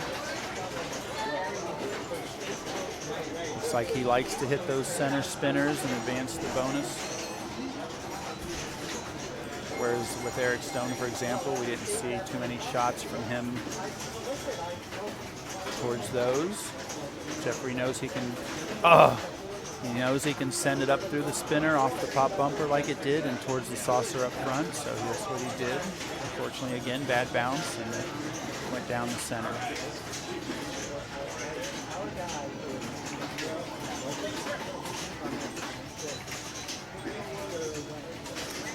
We saw him do there, which you can do on some games like this that have 2 flippers, is if you barely touch the flipper, you can get, depending on how the game is wired, just the top flipper to move a little bit, or just a little bit of movement on the bottom flipper on that double flipper side like that there. So again, this is a very exploratory time for all these players in all these games to see what really each game can do and how far they can push it. And they know that when everything starts to settle into position, by at least halfway through the day, if not sooner tomorrow, they're going to know what games they're better at, what games the other players are better at. You'll be able to tell by the rankings and what scores the other players are getting. So it's not just walk up, pull the plunger, and hit the flippers. You really do kind of have to pay attention to what the standings are, for example, at the neverdrains.com website. And people, like I said, as soon as they walk off a game here, they're looking at their smartphones and they're looking at the website to see what everybody else is doing, how they are doing, what their scores were. If they've played a certain game 5 times, they can see what their previous scores were.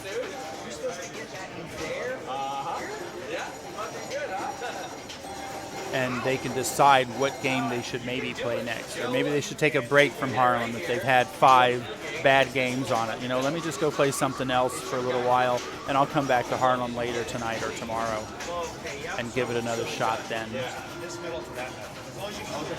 The older games like Harlem Globetrotters and the Electromechanicals, they're a little bit more what's called an open playfield.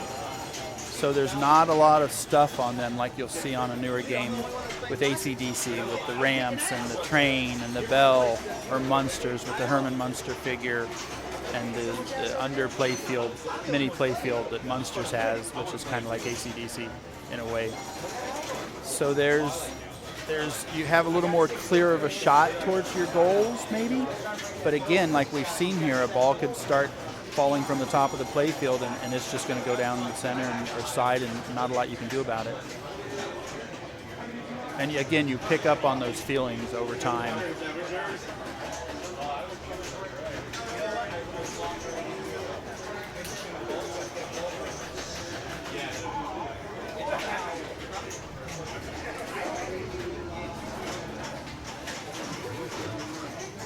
I believe it's a Scott up on Harlem Globetrotters right now. His gate was open there, so he tried to do a soft tap, and slingshot kind of took it over the side there. So he's got one more ball. He's got, I believe, 262 after 2 balls. He's on his 3rd. Looks like he's completed globe there with that saucer registering for him. Oh, nice save. Yeah, it's always disappointing in pinball. Very nice catch. Always disappointing when you've made a phenomenal save to stop the ball from draining out the sides or the middle, and then it just happens to take that bounce and go out the side. I think we saw that with Joe Gano on this game earlier. And I've had those disappointing moments as well, but when I play pinball, I'm there for fun. Even if it's in a tournament, I'll laugh it off. If I have a bad bounce or the ball catches, he scissored there, unfortunately. The ball catches a slight ridge on a slightly heat-raised letter insert in the middle of the playfield and diverts one way or the other, and I can't say, but I'll pretty much just say that's pinball, and I'll take it my lump and move on, and it's all fun. I've had my serious moments playing in tournaments, but I try not to get too upset anymore if I don't win the tournament, if I don't make it to first, second, or third, or fourth place, or if I'm the first one kicked out, if it's a 3 strikes tournament scenario, which a lot of people like to play now. You know, I'm still there for the camaraderie, if I can say that right, and the other people, and to hang out and have a good time. And pretty much there's always usually, you know, that's what it ends up. At the end of the day, you're still glad you came, no matter where you finish. First or later. I do not know who is on Harlem at the moment, sorry to say. Not quite the crowd that was up here originally. Taking a look at the main line up there. It's thinned out a little bit now after all that initial rush of everybody getting on a game and playing.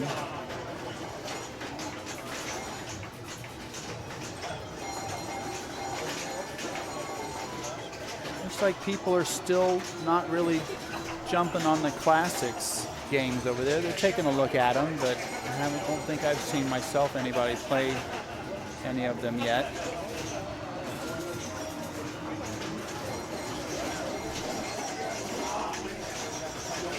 The main tournament is, of the 2 tournaments, looked at as the quote-unquote bigger tournament, the more rewarding tournament as far as maybe the size of the trophy, or if there's a cash payout, which there is in these instances for, I believe, the first 4 players in main, and maybe in classics as well. So this is the mains is always the one you want to walk up to and win if possible.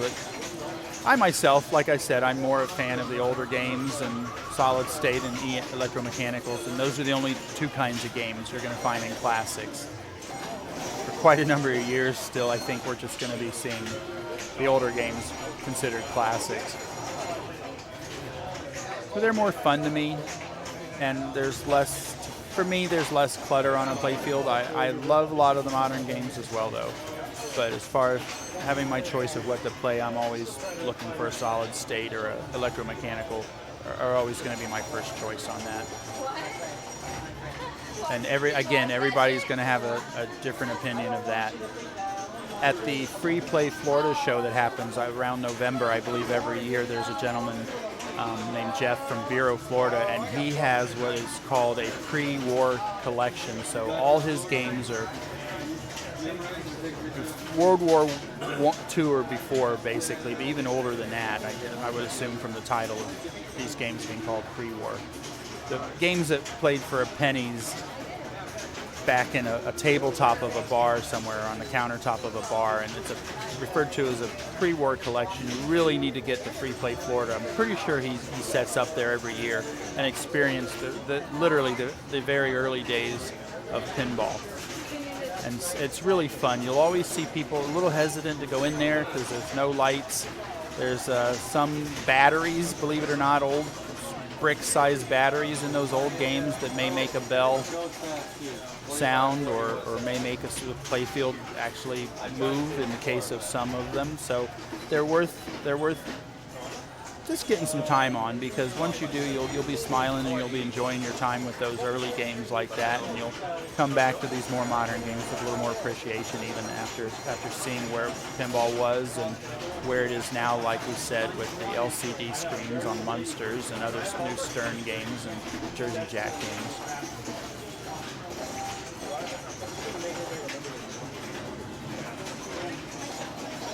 So it's we're here. It's 9:30 on the East Coast here in Florida, and people are taking a little break from playing. It looks like the queue is not quite as long as it was earlier. All the games seem to be up and running, which is always a good sign. Hopefully we'll get to see Baywatch. That's kind of on the far end of the left of the lineup here, and as far as receiving a wireless signal from the wireless rig in a concrete building like this. It's a little weaker on the signal, but that game has had tournament software installed, so some of the things normally might not work the same in a tournament mode now that they did before if you walked up to a Baywatch anywhere else in an arcade or somewhere. So hopefully we'll get those rules. There's a copy of the rules over here, and we'll take a look at those and see what's actually different about Baywatch in this tournament from a normal playing setup.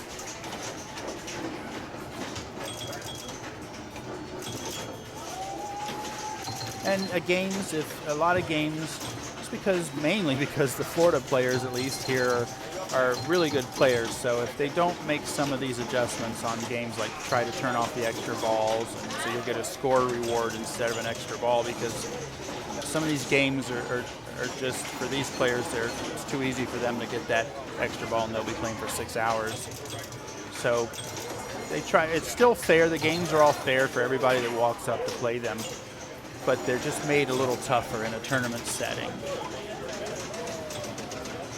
And we don't have, nobody's ever complained about those adjustments like that. The tilts are a little tighter, extra balls are turned off, like I said, and it's just a little more challenging for the game to be played.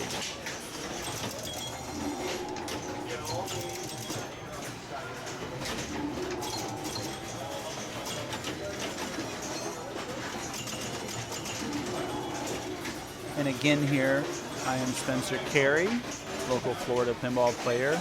My co-host is out there checking out and playing some of the games right now, because she is actually competing. That's Norma Jennings. And this is the first streaming setup that's been on Twitch for the Pinball Asylum. So they've literally, over the past 2 weeks or so, started from scratch and built the system up and built the rig up. And they've done a great job. There's more they want to do in the future, so a little more bells and whistles.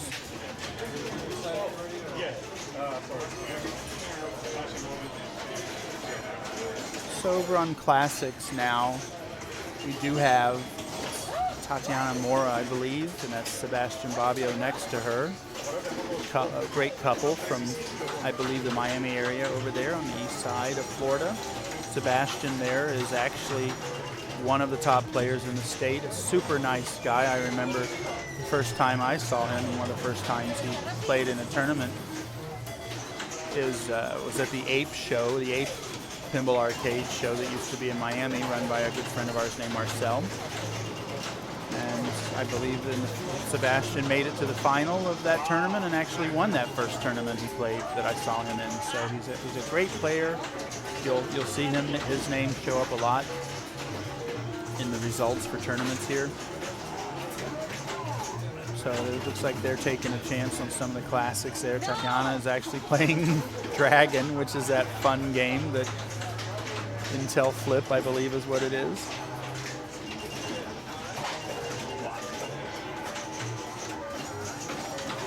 So she's a fun player to watch. There are some players that will literally not make a move when they're playing a pinball machine, and there's some players that get into it. There's Norma in the back there, and she's waiting to play maybe the game that Sebastian is on, which I believe is a rare game called Gottlieb. The company is Gottlieb Spirit, and we'll be sure to have the wireless rig set up on that here at some point, if not tonight, tomorrow.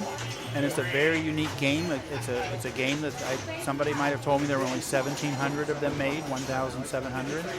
So you really don't see them anymore. And the sad thing is as many pinball machines as you see here, as many pinball machines you may see at Pinball Hall of Fame, for example, in Las Vegas. There are just lots of games. There were literally hundreds of thousands of pinball machines that just served their purpose and were, I hate to say, thrown out or just damaged to the point that where they weren't fixed.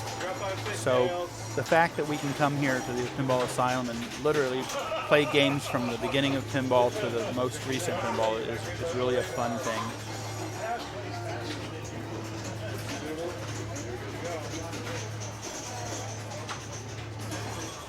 And I know over there we've also got, like you can see in the very front of the shot, Jack in the Box and Dragon and Spirit, and I can't remember what the other game is next to that Tatiana's on now. But behind them, the other classics games over there is actually Matahari, a game plan sharpshooter designed by Roger Sharp with a artwork likeness of him on the back glass. And then Future Spa is right behind Norma, behind that curtain there. And Future Spa is what's called a wide body game. It's wider than a normal standard pinball machine. And those are, if it's a well-designed game, it's as fun and challenging as playing a normal, thinner, normal standard game. And Future Spa is one of those fun games. It's in beautiful condition. It's just a lot of fun to play Future Spa. One of the games, oddly enough, that's a wide body that is not normally thought of as much fun to play is called Space Invaders. It's known for having, or stealing, if you want to say that, the likeness of the monster from the Alien movie franchise, and they put on their back glass. And I believe they might have heard a little something from 20th Century Fox about that, if I recall. But that game, Space Invaders, if you've seen the recent superhero movie Captain Marvel, there was an alien ship sequence, and in addition to a Centipede video game, there was a Space Invaders, Bally's Space Invaders pinball machine that got thrown around a little bit, so it was kind of funny to see.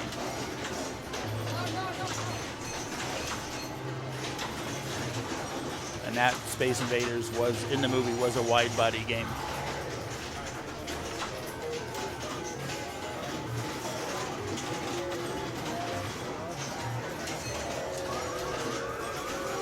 And you can see what the players do here in Sebastian's case. When you're playing in a tournament like this and there are scorekeepers, when you're done playing a game, you'll see them raise their hand, and that's to let the 3 or 4 scorekeepers out there right now know that somebody's ready to record their score. And so the scorekeeper will come over, he'll look at the game, he'll enter the player's score, and the player will usually verify the score that it is correct. And then the scorekeeper can also, with this wonderful system we have, the scorekeeper can also cue the player for the next game. So it's a kind of an all-in-one setup there. And there's the wonderful, fun Lauren in the background there. Friend, partner, better half of Joe Gano here, who's actually behind me at the moment. I think we're going to get to talk to him shortly.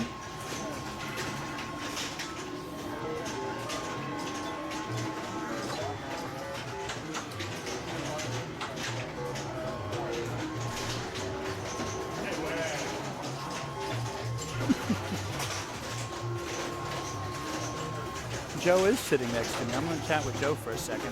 Be right back.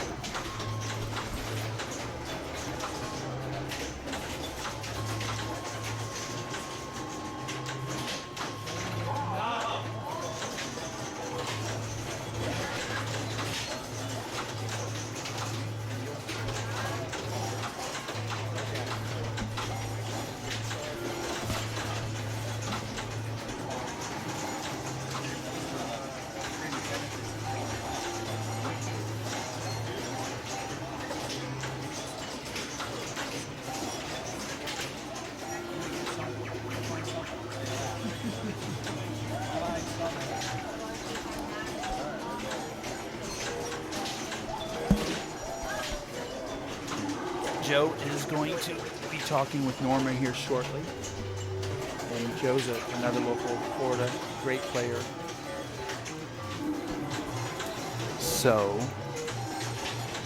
let's go back to the other view here.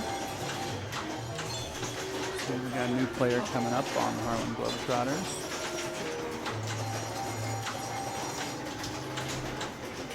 Looks like Norma is at the far end of our row there from the camera playing Fishtails, which is a fun game. Fishtails is not one of my favorite games per se, but every time I start playing it, it's just a lot of fun to play.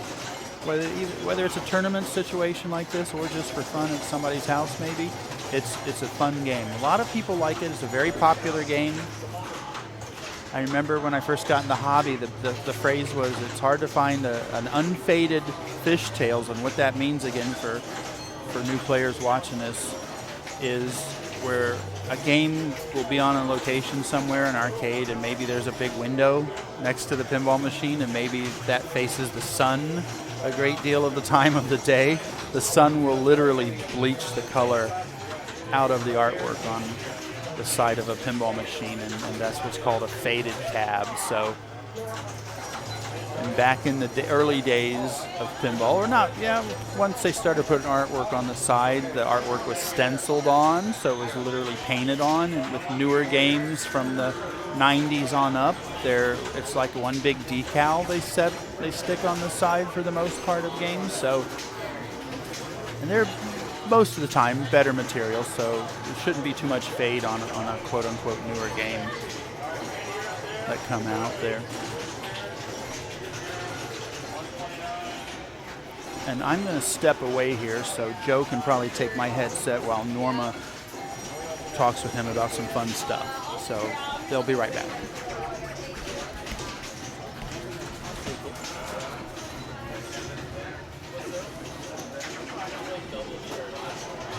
Okay, welcome back, everyone.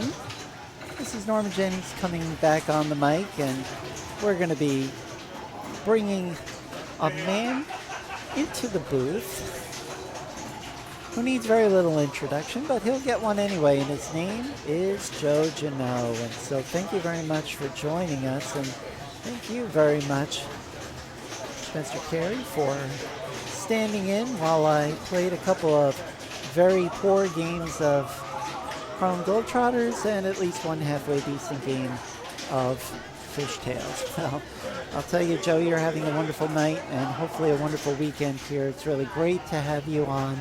So say hello and tell everybody a little bit about yourself.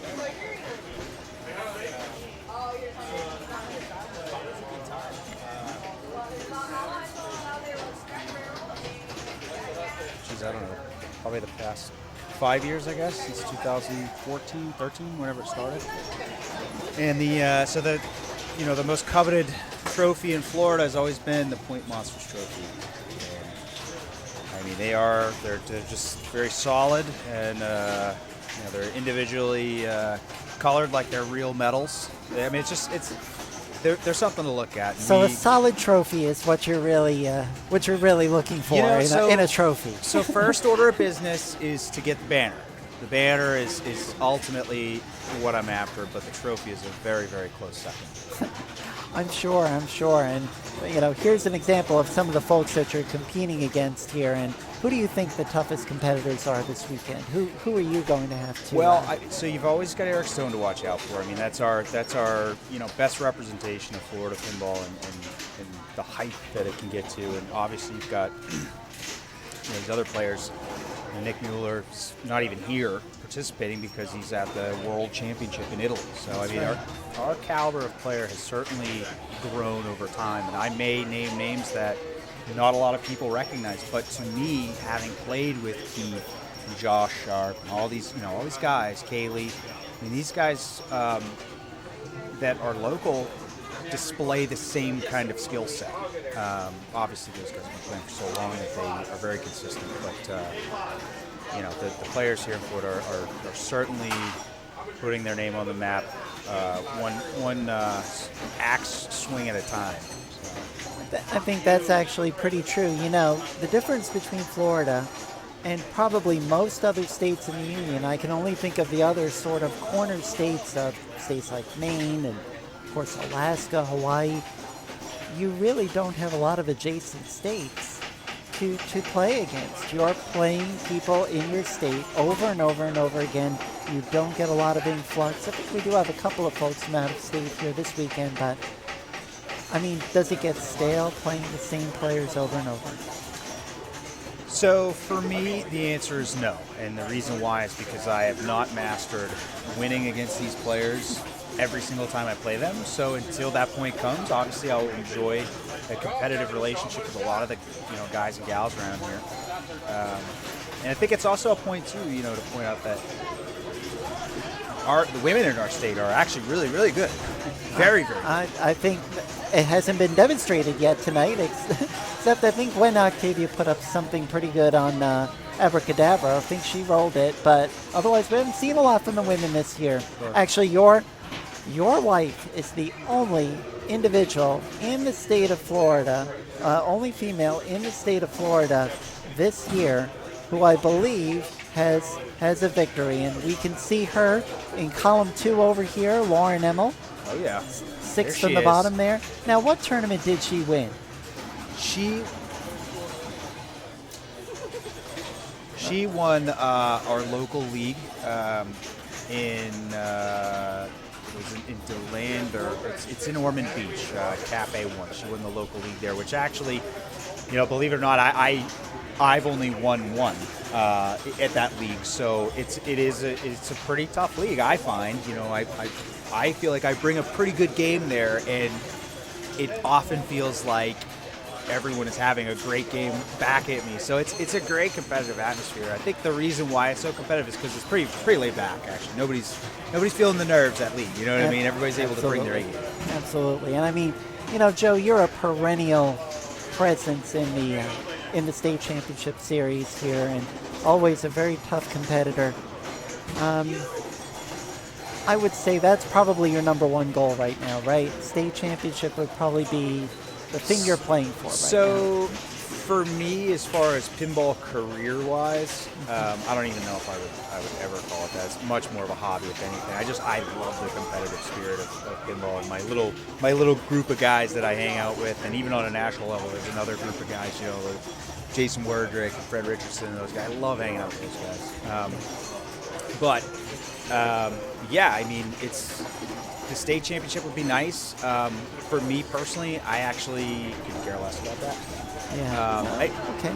It'd be great to win, but I'm more after going to like a big national. I haven't had a major victory yet. So I've taken top 4 a couple times. Against Bowden and DJ and Lee Moscartolo. They were all in my foursome at Southern Fried Gaming Expo, not this past year, but the year before. We were able to, we had a great game. I was able to win it on the last game, but I just couldn't come through with it. And it's just, it seems to me as I look back through playing at big events like that I just couldn't close it. And so that's really what this year's about. Is just like playing a bunch of pinball tournaments, getting comfortable, closing the deal, and winning the thing. Right. This was one that was this is like one of the events I would love to win. Absolutely. I would put myself in that category as well. I don't think I'm going to win, especially because I'll probably be spending a lot of time here, but that has actually been my goal this year, has been, I'm not going to play a whole lot of tournaments. I think I've been, you've come to a tournament I think that I've directed. Directing tournaments is fun. Preparing for this type of event is fun. If I go, I'd like to go home with a trophy. I'm not fussy about the type of hardware I bring home as long as it's hardware. Sure. But the state championship series isn't the beginning and the end. And I'll be going to Pinburg this year. It'll be my first time. Oh my God, you're gonna have a blast. Say hello to me if I'm there. You are gonna have a blast. I'll tell you. Critique these broadcasts. That is the pinnacle of competitive pinball. I mean, that is the wrench or the screwdriver or whatever that fits every nut. I mean, is for everyone, regardless of your skill level, regardless of how into pinball you are. If you like it, even on a mediocre level, you could go there and have a friggin' blast. Yeah, that's what I've been told, and I'm sure I'm going to see a lot of folks there. Are you going, actually? So I got on the wait list. Lauren is currently like 30th, and I'm like 70th. I told myself if I'm in the top 50 by the time the day of comes, then I'll drive up, try to get in the day of. Oh, you're going to drive it? Yeah. Well, I mean, last minute flights at that point in time are going to be pretty expensive, I'm sure. Gosh. Or I'll have to take friggin' Frontier or something. Well, I'll be in Pinburg. I'll probably be done with Pinburg pretty quickly, but I gave myself a chance to stay around on Sunday. I'm going to compete in that women's international pinball tournament. I'll be in that as well. I managed to sneak into there too, and hopefully not finish 128th out of 128. The beauty about those tournaments is that there's so many of them, and since so many people are in town, I mean, You just have to play your game, and you'll do. I mean, if you play half as good as you play over here, I mean, you're bound to come in pretty decent. I mean, those tournaments are super fun, again, because they're very clubbish. There's a very much of a league atmosphere. That's for sure. That's for sure. And taking a look at who's over here, it looks to me like, is that Shannon Stafford over there? No, it's so that's James. We brought him from Jacksonville. New tournament player. He's getting real excited about it. He's got a tattoo shop in Jacksonville. He's got like 5 games in it, I think, 5 Stern games. Or he's got a TNA in there too. But so he's new to the tournament scene, but he's one of the people that are really enjoying it, and new blood, I guess you could say. I think we are seeing that. I've said before that I think the biggest challenge that competitive pinball has really is the top of the funnel. We have to get some new people in, and I'm really excited to see some of these folks. Well, I'll tell you what, you brought this guy from Jacksonville, and he's got 552. Can you believe this? He's having a great game. I actually thought that there were 2 people who had already gone before him. This is remarkable right here. So we're going to stay with him. Oh, that's going to wrap it up, I think. Of course, no, he's only on ball 2. So here we go into ball 3. We've already had one rollover. So here's the deal. This is what I don't get. I haven't seen this game carry bonus over yet. And it won't. It won't. Okay, so the settings are off. Oh my gosh, is that a terrible way? That's got to be the high score. It's not. There's already been a rollover, so let's go quickly to the game's been rolled over already. Yeah, we're going to go quickly to the old tote board here. Oh my gosh. Oh yeah, Chris Henry actually rolled that over. So yeah, that's reality right there. And Seal Beagle, who of course owns the game. Well, Seal owns the game, so that's her game? She doesn't own that particular one, but she owns Harlem Globetrotters. Yeah.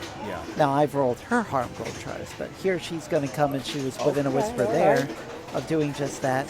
And I mean, 592 to 420. What was that, 240? 592, 240, I believe that score was. Unfortunately, it's going to be just a whisper into 4th place. Just a whisper. I don't know if the Harlem Globetrotters were much into whispering. They were into whistling, though. They were into the whistling, Sweet Georgia Brown and all that. So I know. I'm a riot. I didn't even want to do the announcing, but I'm here, and I say hello. We have a fan, Vince Hannity. Thank you very much for the shout out there. I am Norm Jennings, and this is Joe Janot. And I am watching Harlem Globetrotters with you. And I think we're going to probably move this to a different game pretty soon. We're at the 10 o'clock hour right now, coming up on that. We're going to probably run for another hour or so. Spencer Carey is my co-host. He's actually off doing what he does well, which is starting to play. I think he's playing right now on... Where is he not playing right now? Is he... Okay, well, I'll tell you what. Speaking of people who need to get over and play, I believe you're actually in queue, Joe, for the next game. So it's really great for you to stop by, Joe. I think you're going to have a wonderful tournament as you usually do. And good luck, best of luck to you in the rest of this competitive pinball season. Thanks again for joining us. Thank you very much for having me. All right. Mr. Joe Janot, ladies and gentlemen. If you want to follow along with us at home, neverdrains.com/asylum 2019. Vince Hannity would like to co-host. Vince, I'll tell you what, we welcome everyone and anyone. Okay. Well, excitement abounds. You know, we did have a couple of takers over on Classics, and let's take a quick look over there. Over on Interflip Dragon right now, one Mr. Jeff Palmer. Jeff Palmer, the defending Point Monsters main champion. He, along with his son Atticus, possess half the banners in this building. Just remarkable, I have to tell you. I mean, here are the banners. They're the biggest prize here at the Pinball Asylum, and I would argue that they are among the biggest prizes in the state of Florida today. And I'm rejoined here now by my co-host, the great Spencer Carey. And I'm going to actually switch headsets with him. Thank you. Uh-oh, we're intertwined here. Watch out, Crossed pal. over. I'm going with this one for right You now. went with Even that though I've got headset the for a other headset change. available, So how was that like the time with Philippines. Joe there? I ran It was some... very interesting. You know, Joe let us know something really interesting, and you know, you see all these competitive players. We've got Steve Marsh in the background there. We've got Jeff Palmer over here. These guys are, you know, balls to the wall every time out. They want to win, and yet, if we go back to Harlem Globetrotters, I think we're going to move this over in a minute or two. You know, he admitted, I don't have to make the state championships. I don't have to. I don't have to win every time out. I'd like to go home with some good trophies, but it's really about the camaraderie, and it goes back to what you were saying right I was saying the exact same while you were playing too. there. It's So in true, other words, really you, true. You gave him a script before he came over. That's what you're trying to say. Well, I tell you what. What do you think we're going to go to next? Maybe. I don't Where know. would I you think- like? What would you like to watch? Why Do you don't want to we, pop over to classics, I or would like probably us to- not? I would like us to maybe go over maybe the Super Orbit. I know there's one Octavian Super That would Orbit. be I'm gonna interesting. see if we That's can an odd sneak game. in You on want to Super- go do that? I think I'll Okay. do that, and You'll come back. You promise? and I will definitely come back. I promise. And we'll see you in a few minutes. You'll see me. Hopefully.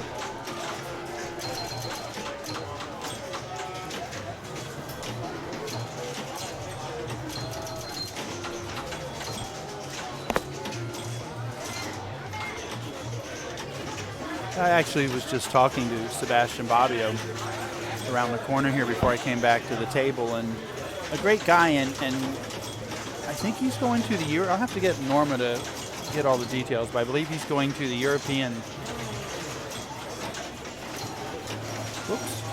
Championship. Oh, we get to see the rig move here. This will be interesting. We get a dolly shot along the other games as our rig goes down to its next location. Hopefully it's Super Orbit. Back on Classics over there, we see Matt Malone working on the game in the back. I think that's Eclipse, a rare game called Gottlieb Eclipse that he's working on at the moment. It may be Algar as well. I'm not sure. Can't tell from the angle. Jeffrey Cleary is, I believe, playing Spirit at the moment, and Jeff Palmer is back there playing the awesome Future Spa wide body game.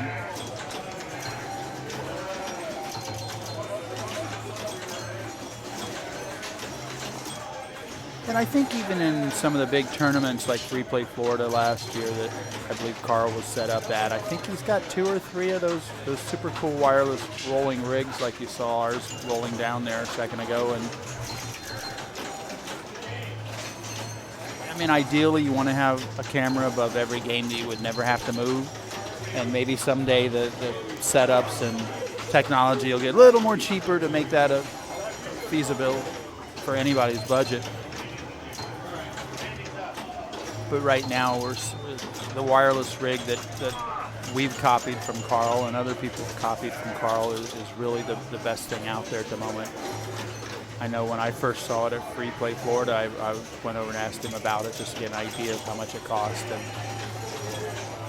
what he was using. So it's a very impressive setup.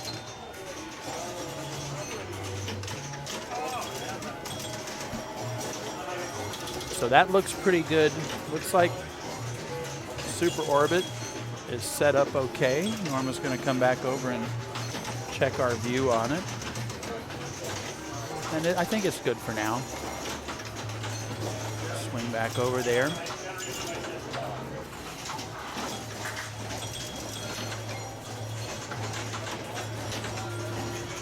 All right, we're back, and Alex Marino has stepped in over here. And Alex is a little bit nervous about stepping in here. He doesn't want to be on Twitch. Unfortunately, Alex, neither do I. So, but I'm here, and if I'm here, then you're here. Did you get a chance to play Super Orbit when you were out there playing a minute ago? No, I did not. I played a couple of fishtails, and I just picked the shortest line. got behind Eric Stone, and I got lucky that he didn't go crazy. Didn't go tropical fishing and freshwater fishing and everything. So Super Orbit, it's an older game. It's from '83, looks like there on our wonderful scrolling info box there to the left bottom corner of your screen. But it's actually a remake. This game is a remake of Goblins Out of Space. Huh. And Interesting. in terms of outer space, as we look around, Parsons jumping in here. I love the Very Target that this game has on it, and I've played on older EM games and like that. I love the whole Very Target. Well, this Very Target on this particular Super Orbit is about the smoothest Very Target I've ever experienced. It's absolutely, it's like butter. Really? Well, yeah, it's very, very smooth. Yeah, some of them are like hitting a brick wall sometimes, you know, and it'll work, but you just got to hit it just right to get it all the way back there and get the most points you can get. And it's very important here in Super Orbit because if you go all the way to the end, if you push that Very Target all the way to the end, you instantly light double bonus. Wow. And this game is about getting bonus and collecting bonus. So you can see that what's funny is even with Golly Battle Space, there wasn't much on the board. I mean, what's on this thing? It's 3 bunkers, a couple of lanes at the top, a lonely spinner right here that he just went through, and an alley on the right. Fontaine 79 says thanks and keep up the good work. Thank you very much. Keep on watching. You talked about collecting bonus on Super Orbit. Is there somewhere else to collect it other than at the end of the ball? There are at least 2 other places. Oh, wow. The first place is, so if you, and I'm sorry about a little bit of the focus issues right there. That's just the way it goes. In the upper right there, next to that right-hand bumper, you see a gate up there. Okay. And it says, I think, 30,000 points. There's score inflation on this game. Everything had a 0 put on the end of it. But over there, it was 3,000 in regular old outer space times. But that is a bonus burn down in addition to collecting 30,000. That's a great name, Bonus Burn Down. Burn down. The space Another stuff. place you can burn it down is if you go in the middle alley up there I see it. In the upper left there, that will also open up a gate. So that gate exists in the lower right-hand corner. So if you go down the right out lane and the gate is open, not only do you get to replay or choose a bonus burn down suite, you get a lot of extra points. Cool. So really your points here are, get your bonus. 19,000 is the maximum bonus, which is the solid state era. So Wow. not an infinite amount of bonus points here. But if you collect it a couple times during that ball, Big money. now does it save the bonus after you collect it, or do you have to build it up again? No, you got to start over. Wow. Yeah, there's no carryover on this. In fact, I think there aren't any games here today as I contemplate. I don't think there are any games here today that are bonus carryover. Harlem Globetrotters has that as a feature. It's been disabled. No bonus carryovers today. I'm going to have to work it and earn it. Now 1.4 million, that's our score to beat here On on Super Orbit. Right now, in terms of that goes, that's Mr. Jeff Palmer, who just edged Brian Dominy by near 40,000 and points. third right there, Steel Beagle. Steel Beagle, I'll tell you, it's Steel. I think Steel's looking past classics this year. She's thinking of going all the way to the main championship right here. Off to a fantastic start, I say. Let's take a quick look at our overall standings right here. And Dan Coyle leading the charge right now on Atlantis. Sebastian Bobbio in second place. Brian Donovan in third. Jeff Palmer. Vince Delaney. A real surprise. A relative newcomer here. He had only visited these grounds for the first time about a month ago. Steve Marsh. Formerly of New York, now down here in Florida. Jeffrey Cleary, and we're going to talk about Jeffrey Cleary. Yeah. He's having a fantastic yeah. year. He's playing more and more. Definitely. And he's got that game face on every time he goes out. Carl Reedy, number 1 in the state right now. We'd expect him around. Look at Gwen stepping up here. Shot right here. It's still early. Things can change. Number 2 on Abracadabra. Yeah, let's take a look at what she's That's doing hold there. up. I think the other scores are weaker, but time True. will tell. Alex Marino hanging around. It's great. Kirby Reeds, we expect him to. David Spalding, a newcomer. We'll be seeing more of him, obviously. Eric Stone, still there. He's got 2 high scores already. You know, it's really about the high score. How many of those number 1, number 2s can you get? 100 points for first, 90 for second, and then 85 for third, and it drops off from there. So 1s and 2s is extremely important, and that's why Glenn and Brian and Jasmine, that's why they're up there. And it's still early, but it's early. really interesting to see the progress over the first night or the first day and the second day, which qualifying ends, in our case, the end of the second day. Right. John Beagle, 14th place, Dave Sword, and Scott Bratton. Scott Bratton coming all the way from Key West. Wow. All the way He's down there, huh? And he has traveled, I'll tell you. Unless he took the boat, maybe there's a little less traffic if he took that. You're talking about future vacation plans for me, that's for sure. I just want to point out, right below the line there at 19, Randy Parsons, he's, again, more so in Central Florida, he's pretty much an icon in his own way because he's really supportive of the pinball hobby and the collector hobby of pinball and just the events of pinball. And he's been a really big factor at a place up there called the Pinball Lounge, helping those guys keep their tournaments running really smoothly. And he's always been a player, and he's been a decent player, but in this past year, Randy has really stepped up. And that's someone that I'm curious to see where he settles at over the weekend here, because he's a really good player, and it's finally paying off for him. So I enjoy seeing how the fluctuation of all the tournament players go over the day or two of qualifying. Definitely. It's And fun. I mean, you know, it's a long tournament, and we don't even have everyone here yet. We will be seeing a lot more players sort of flowing in tomorrow morning. And we know some good players who unfortunately couldn't make it this weekend. Kurt Van Zyl is a great Florida player, and he pretty much is always here. He just couldn't make it this year, and he's definitely missed by on a friend level and a player level because he's a great player to watch play. Well, now I think we're going to take a look at one of those up-and-coming players. We're going to check in on Gwen Arcadia right now over here on Super Orbit. Orbit. Cool. Again, Gwen, a relatively new player, climbing the ranks little by little up here. And She's from Winter Haven, I believe, over there, close to that arcade that you and I play at fairly often, called I happen Arcade. to like that. Oh, and here we go. We just saw our first bonus burn there. Nice.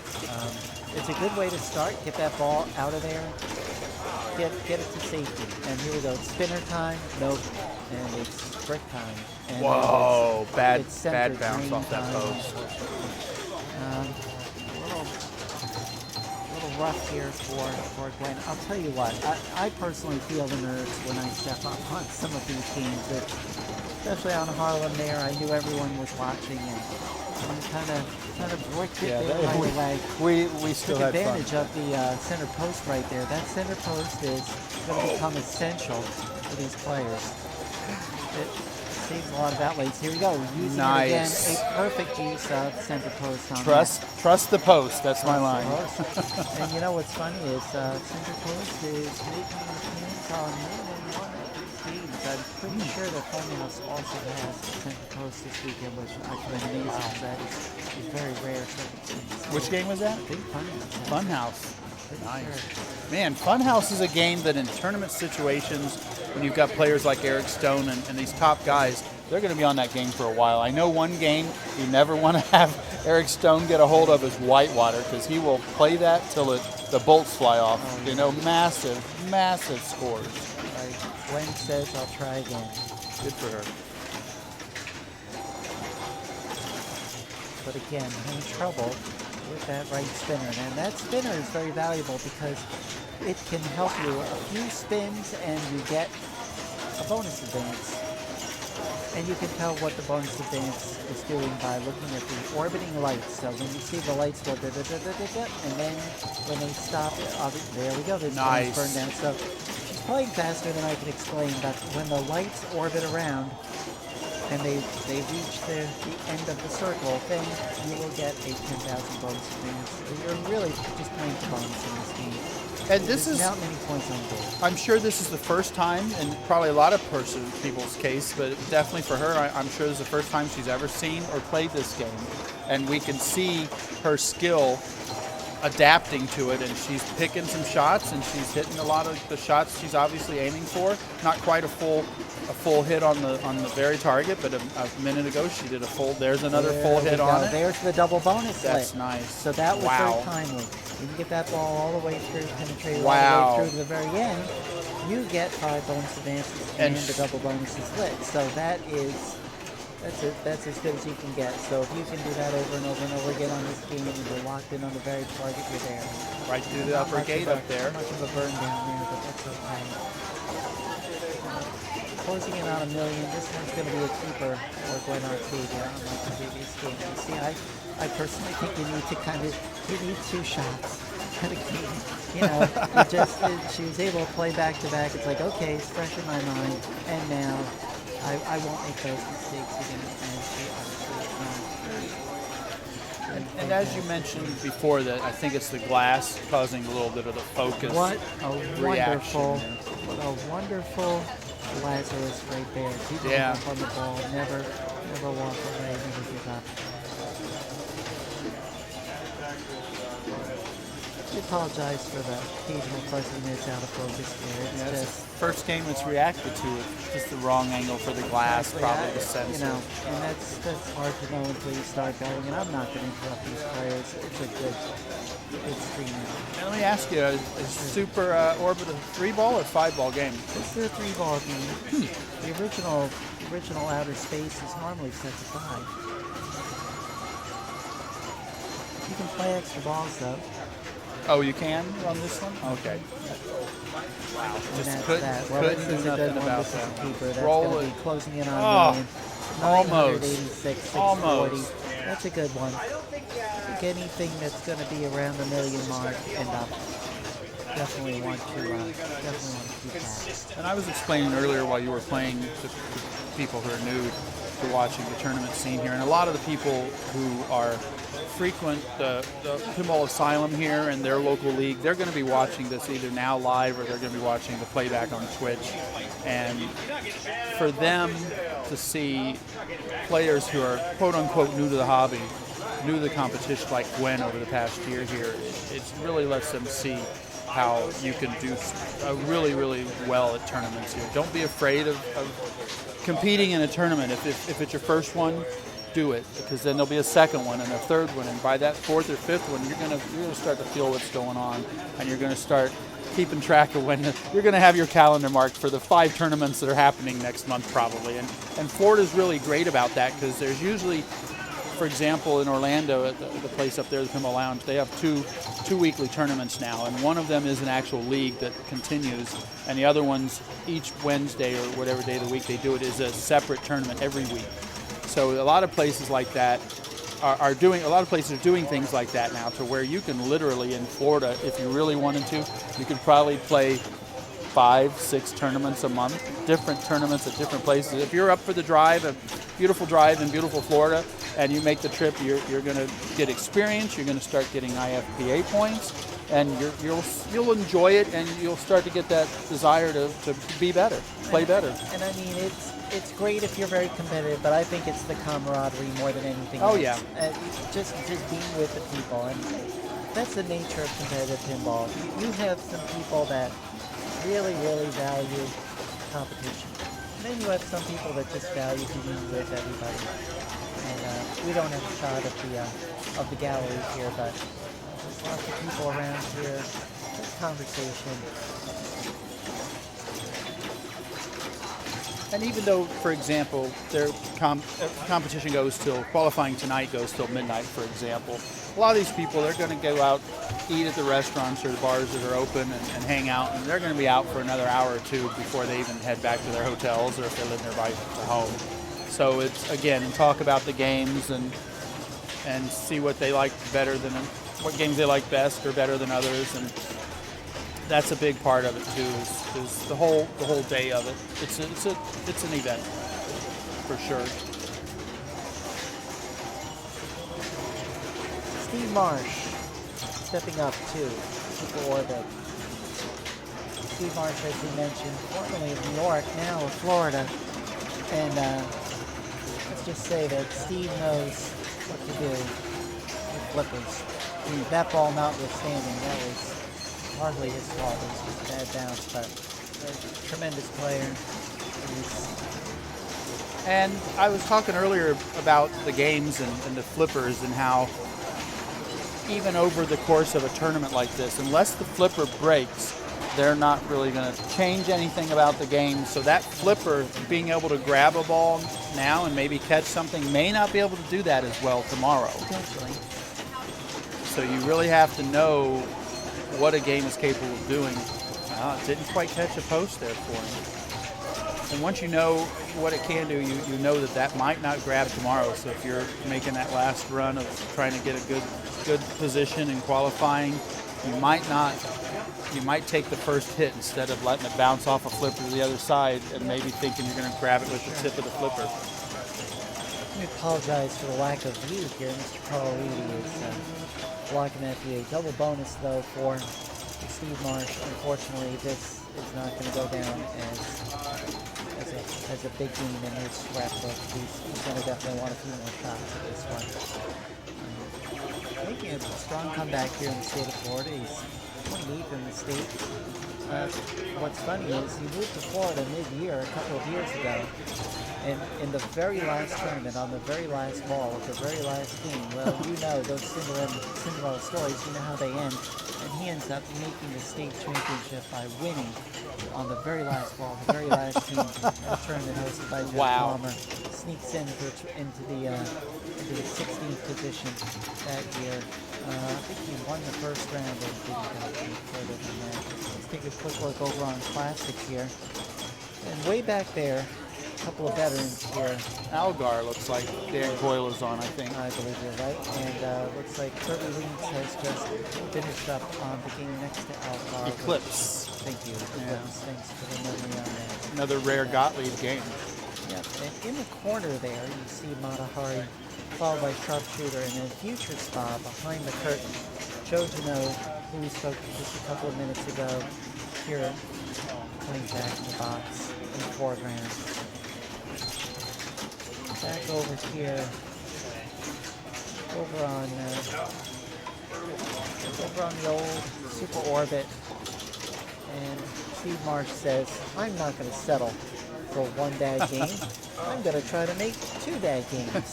And probably end up with a good game at the end of it. He's going to end up with got a pretty good start going there. If you can rip that spinner over and over again, you're guaranteed. There we go. That's the ultimate rip right there. Yep. And he gets the double bonus and the 5 bonus advances.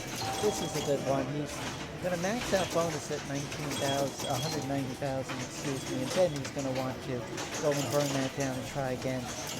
Oh no. Oh, did he get a tilt on that? Oh my gosh. Wow, And not happy about reaction that. right there. Yep. I don't know if you can see it in the background. I don't blame him. Yeah. That was, wow. He'd given it some love before that, but when He- it tilted, no, maybe he it was should've still been- shaking and he nudged it, and that's all it took. He should be at a $500,000 right now, and instead Wow. he's Wow. back out there in the forest chopping some more wood. This is not the way. And you're playing well. I'll tell you, Super Orbit in particular, don't breathe on it wrong because it will tilt. And unfortunately, he did not find that out until the very last second. Yeah, this one is set, I think, a little too light, but it's what it is.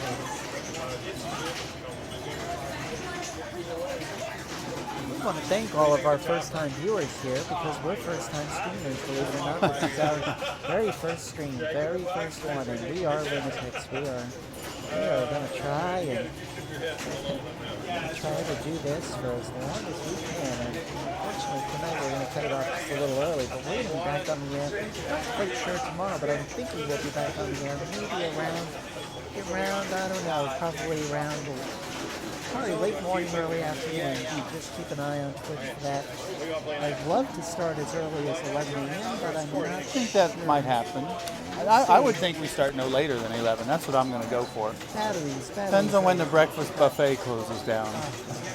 There you go. Oh, I got a strike Now now. you got a strike. Man. There you go. The swear Oh, jar. I got it. It's our Oh, I pinball talked swear about jar, that ladies stuff and gentlemen, there. where anytime we say a very trite phrase of pinball, we're going to punish ourselves. And Drat. one of those things is talking about food. You Drat. don't want to hear about food. You want to hear about pinball. Yeah, I was almost tied it into the fact of when we were going to start streaming tomorrow, but you're right. A no-no's a no-no. I'm thinking midnight snack at this point, but no. And unfortunately here for Mr. Steve Marsh, it is 421,000. You can put me down for a strike if you just said unfortunately. Why not? Strike me down again for bourbon. And nobody wants to play on the Twitch stream. Take a quick look at some folks in the foreground here, and I'm hoping that we'll be talking to some of these folks as the weekend goes on here.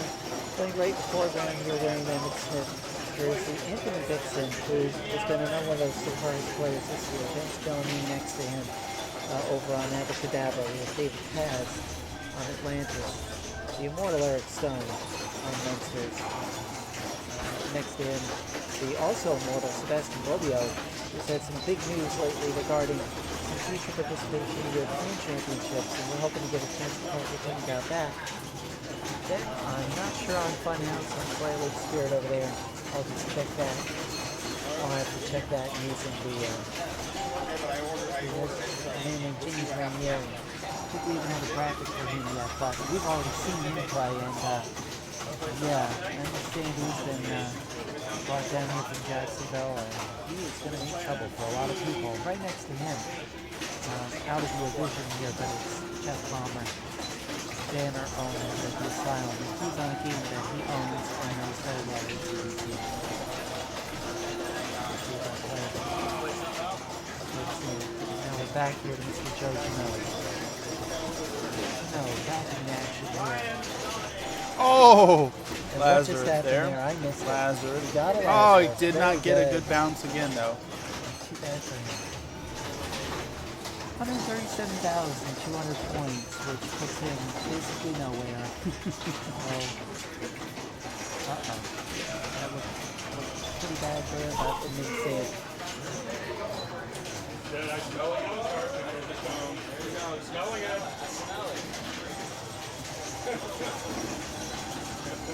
That's odd, the little focus issue on the score display as well. It's weird that I that think rig's part of having it, an yeah, I issue on think this part of it game. might be the lighting over there. It's a little Ah. dark. That could be an issue. Yeah, we're talking about the camera situation here. No, you're not too drunk. It's just a little blurry. But it's done phenomenally well overall tonight I on think that. so. Smoke has not gotten in your eyes, folks. Yeah. It's bad.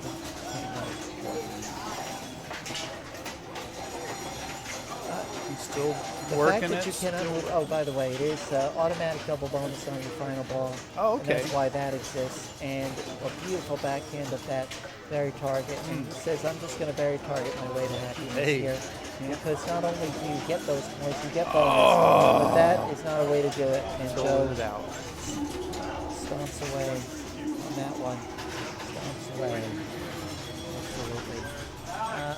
I once again give you the opportunity if you want to. There's a man over here that may want to come to the mic here any second. And I see him in view here, and it would be really wonderful if we could get him to come over here. Hey, Spencer, why don't you go reach out to this guy over here? I think he would really be great to talk to, and stepping up right here. A man who needs no introduction, his name is David Denholtz. Let me just give him the head check here. How's it going? It's going wonderful, David. Thank you very much, and welcome to the program. David Denholtz, you are sort of the head honcho over here at the Asylum, but it's, of course, a team effort. Please tell us a little bit about the Asylum as an organization as we witness Joe Janot taking another shot here at Meteor. Yeah, well, first I want to say, Michelle, you've done an incredible job. You've worked so hard to get this set up. It's hard to believe this is our first broadcast, and it looks like this has been going on for years. The level that you've got going, I'm really impressed. You and Spencer just did an incredible job. Well, thank you very much. Yeah. You know, it takes so many people to do the best job that we can. And I'm just checking your mic level. I'm sorry. I'm trying to listen to what you're saying. And maybe if you wouldn't mind speaking up just a little bit, Sure, just so we can get a little bit higher this is our level. premier event of the year, as you know. We do 6 tournaments a year, typically. This is our only 3-day tournament, and we've been doing it since 2011 or 2013. We started at the Asylum in 2011. 2013 is our first Point Monsters, and it brings out the best players in Florida, that's for sure. Yeah, absolutely. I think that's one of the great things about this tournament is that it's a premier event and everyone wants to come here and everyone wants to do their best because of those great trophies. Yeah, the trophies are terrific. A guy named Jim Tafaro was the one who sculpted them. We gave him a drawing of the Point Monster. It was a creature, a mascot that we came up with, and he just took a drawing and he made a sculpture out of it.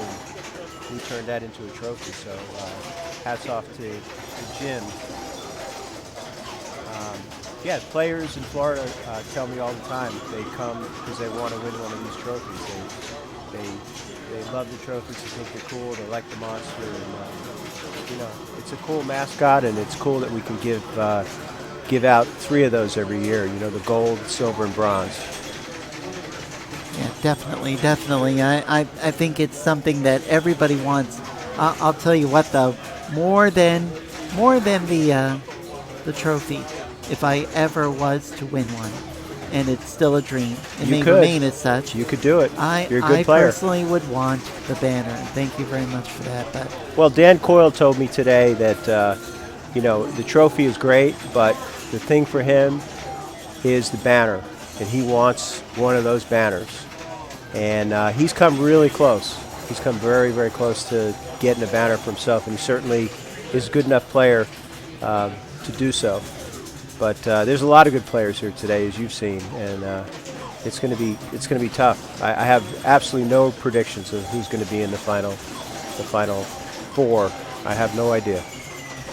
yeah, I think it's going to be one of the most exciting finishes that we've seen. I'm just looking at everyone that's here. We've got those surprise players this year that have really just come out of nowhere. We've got the casual players who are doing really great. We've got some amazing women here, and already I mean, I'm looking right here, and I'm looking at the standings, and what do we have here?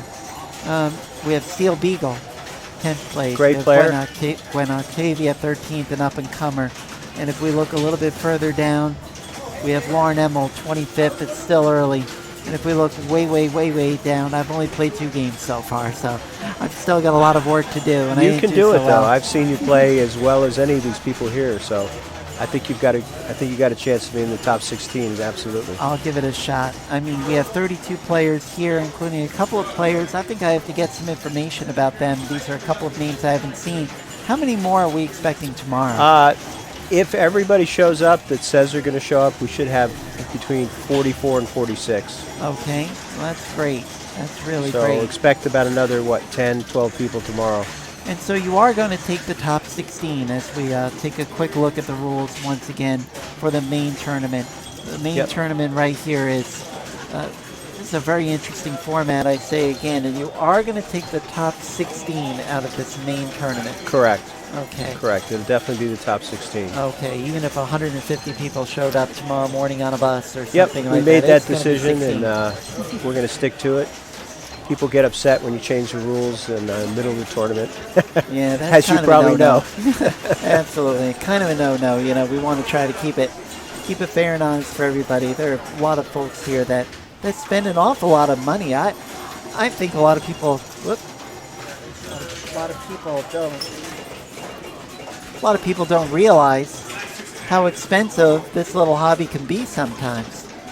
Yeah, I mean, there's. I think there's definitely a chance to spend money, especially if you start getting into the classics. But I think that our format and the way that we charge for the Point Monsters, which is the way we've done it from the beginning, is probably the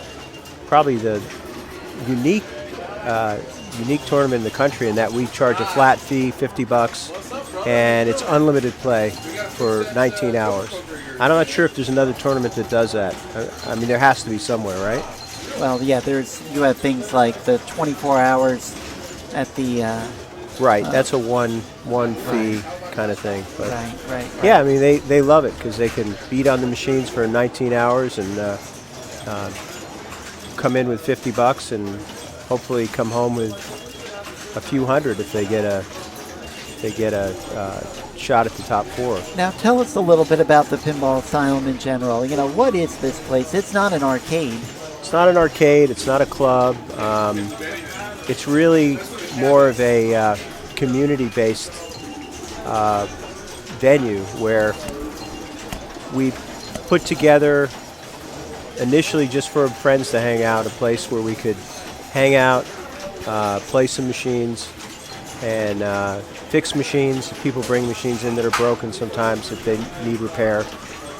And it developed into a tournament space, and that was not the initial idea behind it, but we very, very early on in the first, I think, 3 months decided, yeah, we're going to start doing tournaments, and it's grown from there. So we have 6 tournaments a year, as I said. We also do a monthly league. It's a 12 match league every year, once a month, second Thursday of the month. And as a description of what we are, I mean, we're just a community place. We're a venue where come in, you hang out, play competitive pinball, or play for fun. I mean, a lot of our people come in and they never play in the tournaments, but they're regulars. You see them every month at the league, and they're just here to play some casual league. Even though it is competitive, even though it is for IFPA points, they're here to just kind of have fun and hang out with their friends. Well, I have to tell you, the Asylum was a place that that kind of found me. I just played casually in a tournament one time, and people mentioned, have you ever been to the Asylum? And here we are now, and I guess we are all crazy here in the Asylum. We're all crazy about pinball. And I know for one person this is a bit of a homecoming here. Again, I mentioned Eric Stone. I can remember the very moment that I saw him come into the Asylum, and I believe he shook hands with you guys, and he just came out here and he did just remarkable. And I'm just thinking that this place holds a very special place in the hearts of many. That's good to hear. That makes me feel good, and I know all the other people here who work so hard feel good about what we do. Well, we thank you very much for spending time here. Just, absolutely. Letting people know more about this organization. David, I know you got a lot of work to do. Yeah, Thank you somebody's very much. calling me, but keep up the good work. I appreciate you doing this broadcast. I know everybody out there does as well. And guys, if you ever want to play pinball and you're ever in the Southwest Florida area, email us at info at pinballasylum.com, and we'd be happy to have you come in and play pinball with us. Thank you very much. David Denholtz, ladies and gentlemen, of the Pinball Asylum. And Spencer Carey is out and about, and I'm here by myself. Let's see if we can encourage someone else to come over and spend any time with us. It's highly unlikely. We've got a lot of people just banging away at the machines here, standing in line. A look at classics right now. Not much happening over there. Kirby Reed's getting a little bit of early action in there. Jeffrey Cleary in the back, meandering around. Again, one of our surprise players in the state this year. Fantastic score over here on Super Orbit.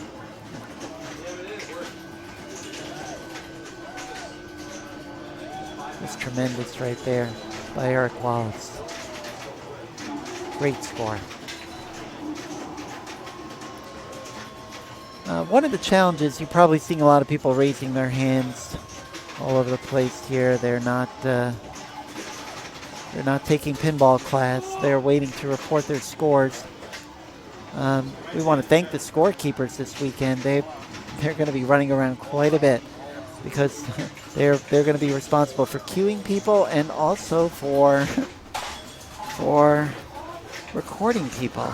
Some of these games are interesting. And now we've got Spencer Carey back over here on the mic. Welcome back, Spencer. I am thanking you for welcoming me back. Well, that's I know I great. threw one too many cinnamons in there, but I was going to see if you wanted to maybe swap that rig onto something else. You might like to do it. I think, yes, let's just try as we go. Got about a half hour left in the night here. I'm going to let you go over and do your magic again. again. I think people have seen enough Munsters from all the other broadcasts. I think they haven't, probably haven't seen very much Atlantis, and so let's see if we can sneak that over there while we've got a moment. So I think we'll Somebody's take just care going of it. on there. Do your best, my friend. We'll take care of Atlantis Sounds here in a good. minute. I'll give you back this headset. Yay. Yay, the headset with my name on it. Hoorah. I think she was talking to David Denholtz there, of course, from the Pinball Asylum, head honcho, making this place the fun, awesome thing that it is. So we'll see here. There goes, you're not seeing it on the shot, but I get to see the rig doing its fun mobile panning and trucking along there, down the aisles, past the other games. Looks like there's Mr. Palmer and Quinn Octavia on air aces. So we're going to wait for a break here, and hopefully she'll get Mike to help. Yeah, he sees us. The great Mike from the Asylum here is going to help her get the overhead normal webcam for the other players to watch the games. We're going to snatch that out of there and slide that rig in there real quick. May or may not do it while Mr. Palmer is playing next to it here. We'll see. And Atlantis is a fun, unique. You're gonna, if you've never seen one before, you're gonna freak out at the layout of the playfield and how it does what. It's a really neat thing to see. And a good friend of the Florida pinball community, John I, as we call him, he just arrived recently, and I believe he's still got an Atlantis that I've played at his house on several occasions, and it's a challenging, fun game.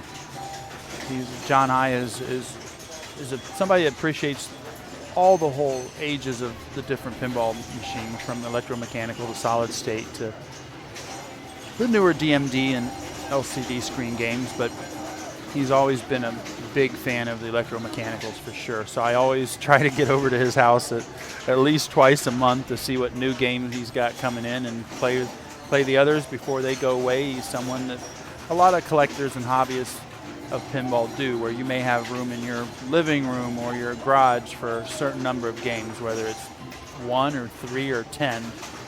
And once you've filled that space, you'll play a game. A lot of people play a game for a couple months or maybe a year, and then they'll sell it or trade it towards another game, and they've got some fresh blood in there to play and enjoy. And there's nothing wrong with that at all. There are also people who I know and won't name, but maybe are pinball hoarders, to the effect of they'll buy a game and refuse to ever sell it. So yeah, every room of their house, including maybe the bathroom, has a pinball machine in it. It is true that of any collecting of any item, people can get a little out of control, and it's, as long as they're all working, I'm happy. But if you go to some place or somebody's house and maybe there's 50 pinball machines and one of them is working, that's not a good scenario. So always balance pinball with your life and you'll be happy. I promise and I swear.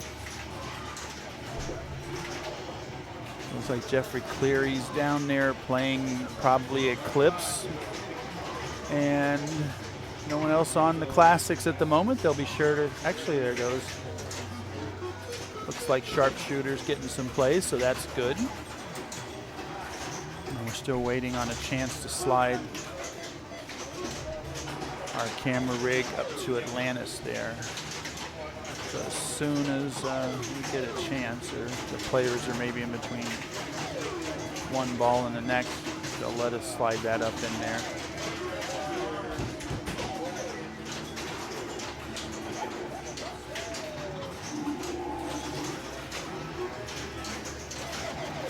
So the game's been holding up for a while here. I haven't seen any play fields tipped up and being worked on, so we might actually go to air aces here.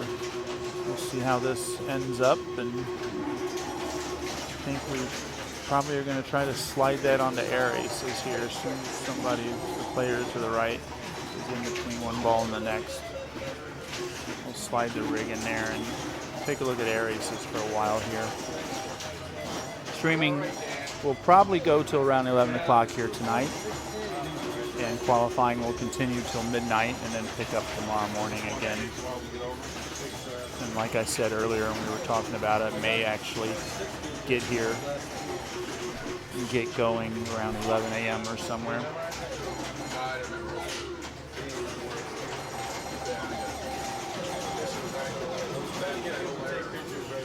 And looks like we're about ready to go on air aces.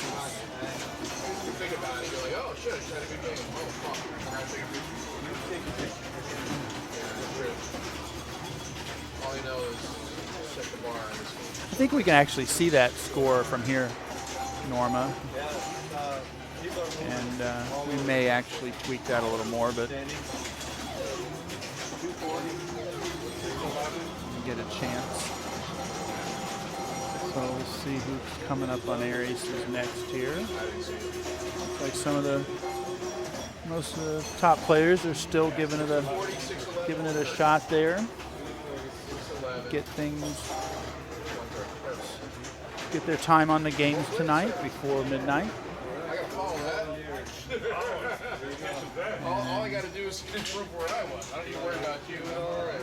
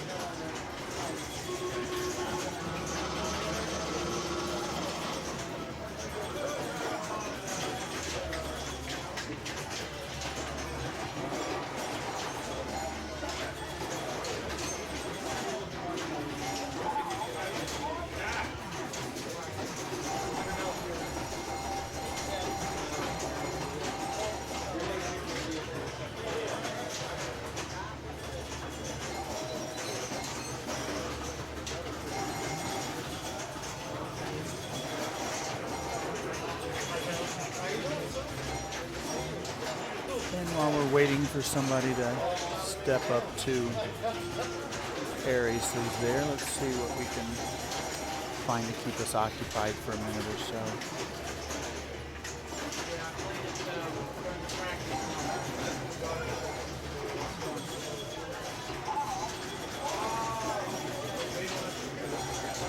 Maybe something a little, you see pinball influence, see how this goes here.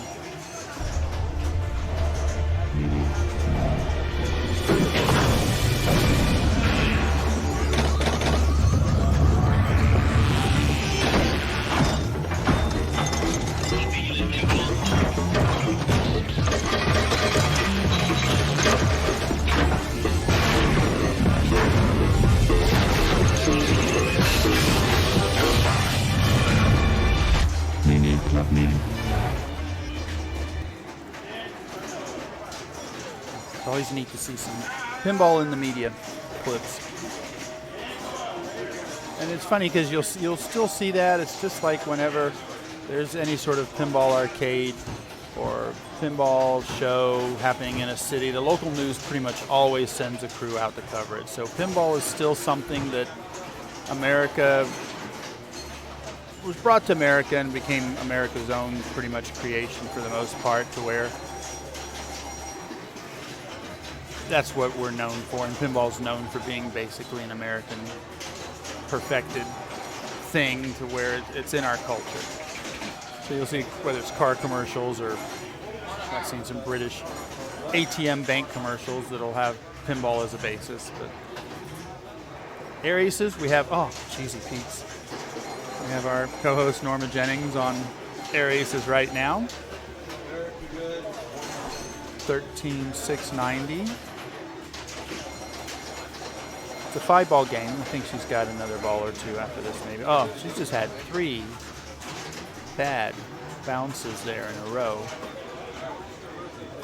It's a really fun game. You have the 2 upper flippers midway up the play field. Got a big, long bank of drop targets there. It's like 9 drop targets, I believe. 4, 5, 6, 8, 9 drop targets in the middle. Obviously, you're building your bonus, so you want to take them out. Again, a game that looks simple and maybe easy, but it's a little more challenging once you're actually on it, playing it. Try to get some control. That saucer up top. One saucer looks like it gives an extra ball that's lit. The other saucer is a bonus. And you can see those slingshots are just throwing that ball around. Trying to get control, keep it in the return lane, get up there and take out a target. Still looks like 1 target left, it looks like.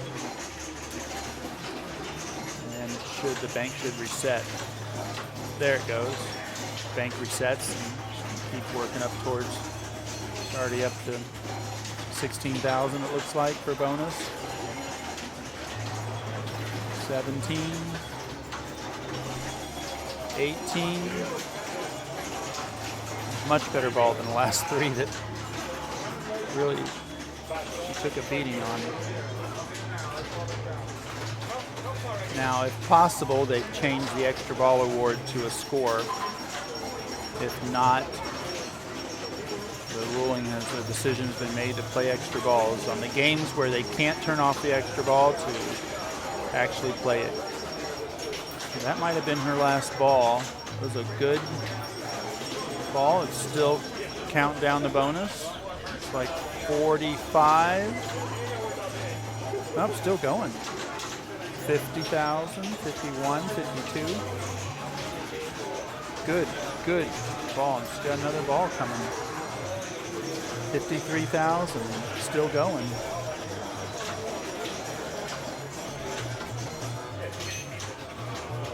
Oh, nice save. Talking about the, doggone it. Talking about the grab on those flippers, being able to pull it out of the center drain like that as much as possible, but still got to have a good bounce afterwards. So it looks like Norma did 55, 570, I believe, on air aces. That's a pretty good score. Good score for her to get on the board for air aces and get some points.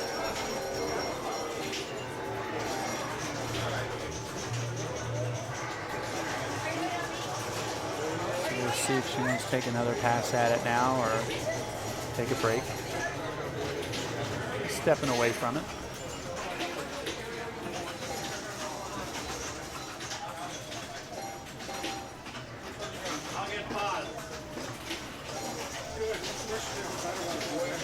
Looks like Kirby, our good friend Kirby Rinks, is coming up on air aces, and Kirby should do pretty well on this, so I'm interested to see how he handles it.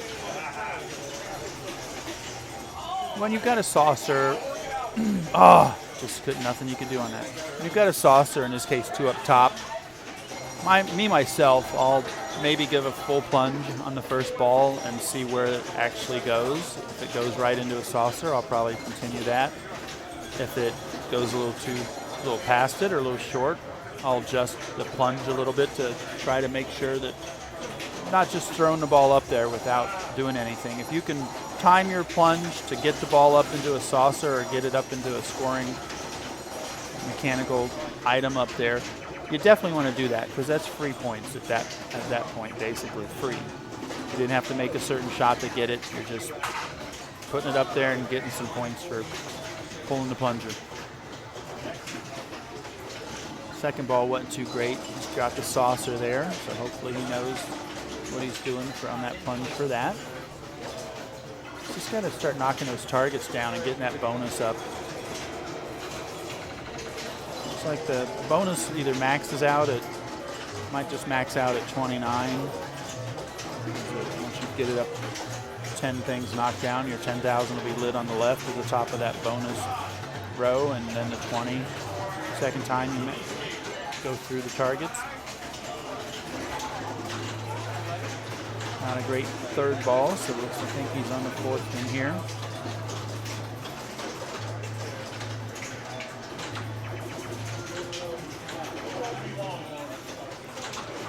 That's the thing, when you're shooting for those targets with those upper flippers, they're coming away from the target with a lot more power, and if it's bouncing straight down, you might not have time to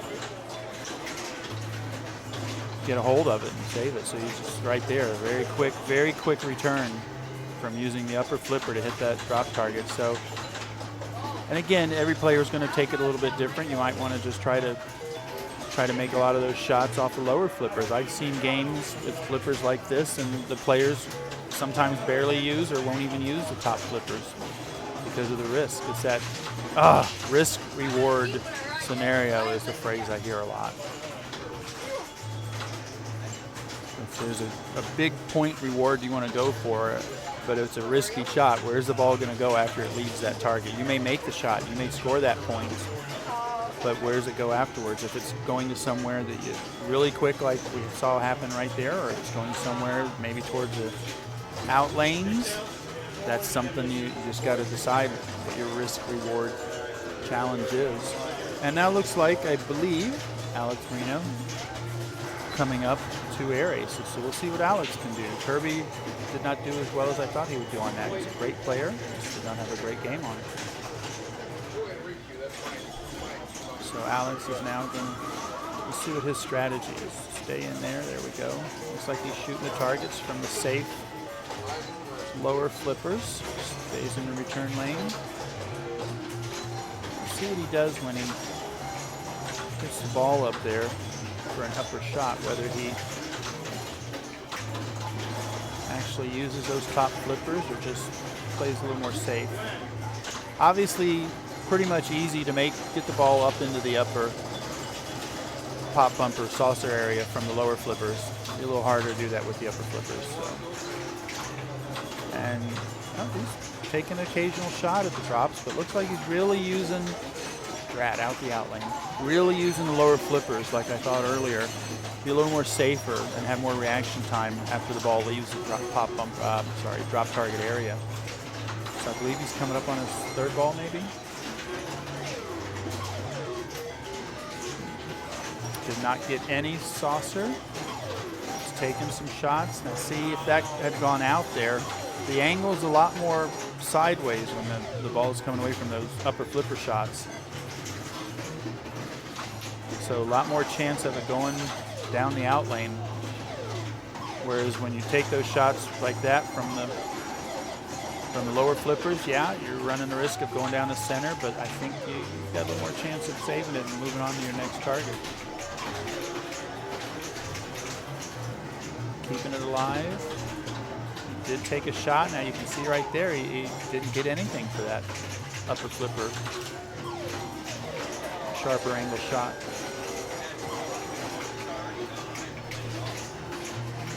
Looks like he's got 2 in the center still there. Keeping the ball alive. Oh, nice save there. Got one of them. He'll probably hit the other. Yep, he's a great player. Really can pick his shots and get a reset, so he's knocking him down again here. 19 foul bonus. See, yeah. Some shots you just can't do anything with it when it's coming back. That's pinball. I believe he's on his maybe second ball. So I'm assuming this is an extra ball playing game.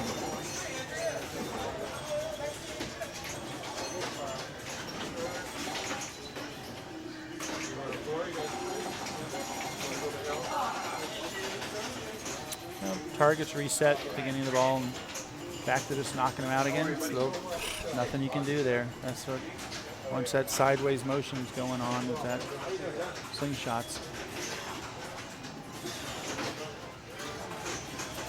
He's at 55,000 right now.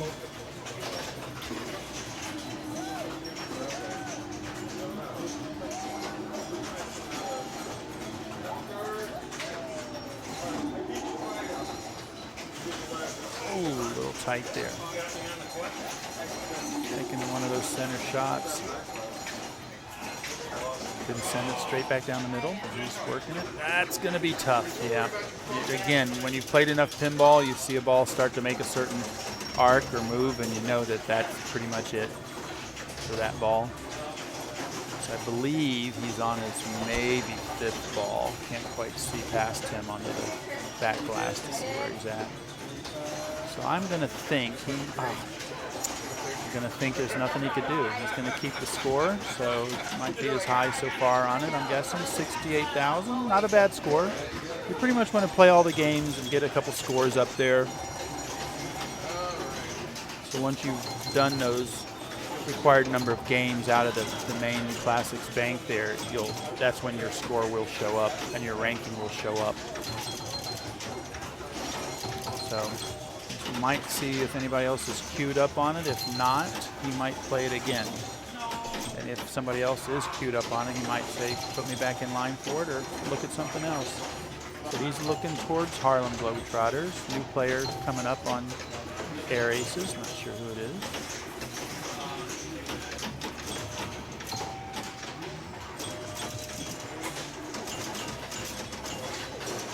Like Norma, our co-host, is over there on Funhouse right now, getting a feel for how that game's playing today. Joe Gano's over on Atlantis, Celia Beagle on Abracadabra. I think Eric Stone might have just finished AC/DC.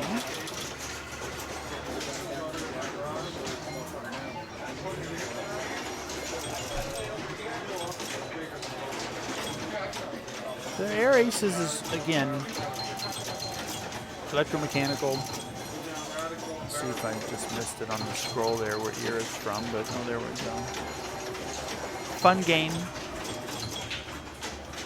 Some of these older EMs, I think they're all pretty much set for however many balls they had when the game came out. So if it was a 5-ball electromechanical game when it came out, it's usually set for 5-ball at tournaments. I think in some occasions when a game is a great game to play, but just might be a little simpler and easier to get a crazy high score, I can see where if they put a 3-ball setting on it, that doesn't bother me. If I go to a tournament anywhere, whether it's at a big place like this or somebody's house, and they've got an EM that's set on 3 balls, I don't have a problem with it. Some people really want to play it the way it came out and 5-ball, and I'm happy with the 3 scenario because I know that with all the good players that are usually at those events, it's going to be a longer game and take longer for people to qualify or get through rounds or whatever it is, however the format is. So a 3-ball game is obviously just going to play quicker than a 5-ball. Wow, bad bounce off the drop target area there. Just went straight down the side for Air Aces right there.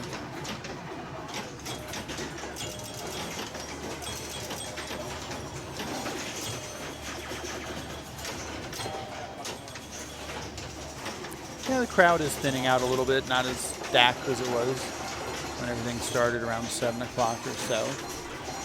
Some people just wanted to see what the games were and how they played, and they'll be back sharp and early tomorrow morning probably, starting to put the grind on and getting their scores up where they want it to be.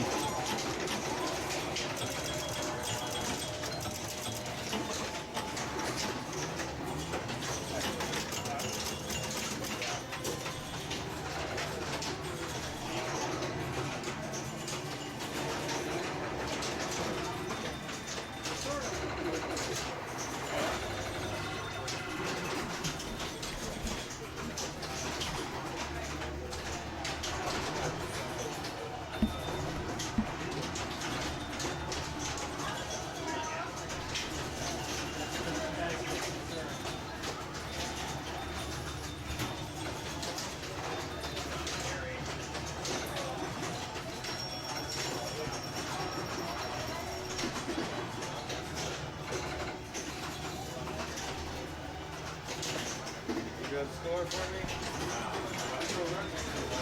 Score, let me know. Where we at?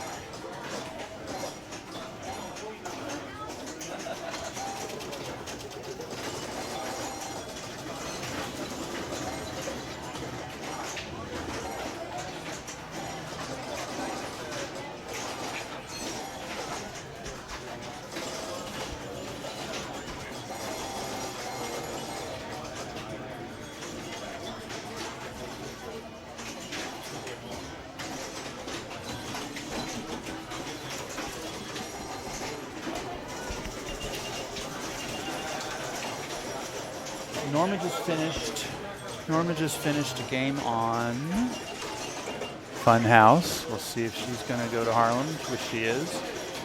Looks like John Beagle is over on Air Aces, a great player to watch play. He's very animated, like I myself am when I play, and Norma is when she plays. So it's you get a whole range of people playing, whether they've got a certain stance or how they react to what's happening on the playfield. Some are just statues and don't blink.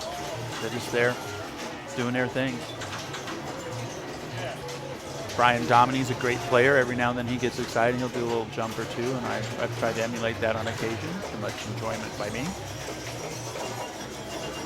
I always warn people, it's like if you're standing anywhere in my range of my legs, you may get a foot to the face, because sometimes I'll be just jumping around, and yeah, I tilt a lot sometimes, but I'm trying to, I call it twist the game.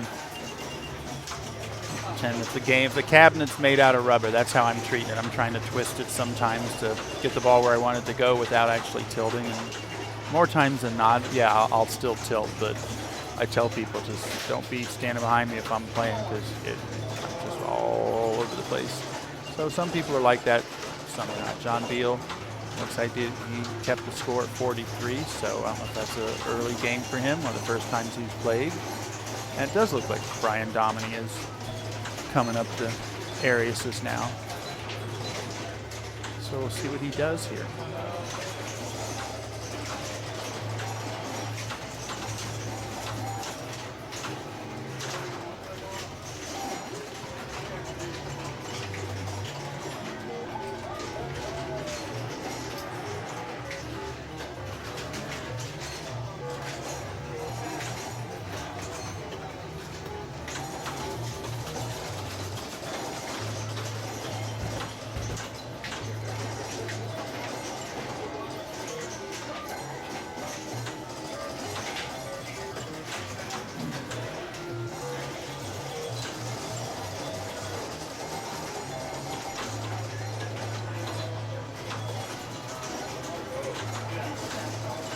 Brian Domini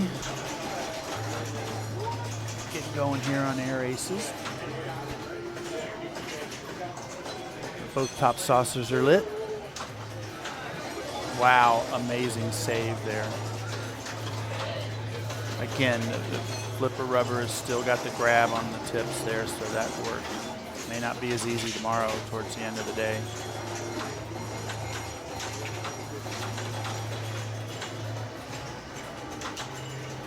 It's nice to see a little pong action there between those two upper flippers.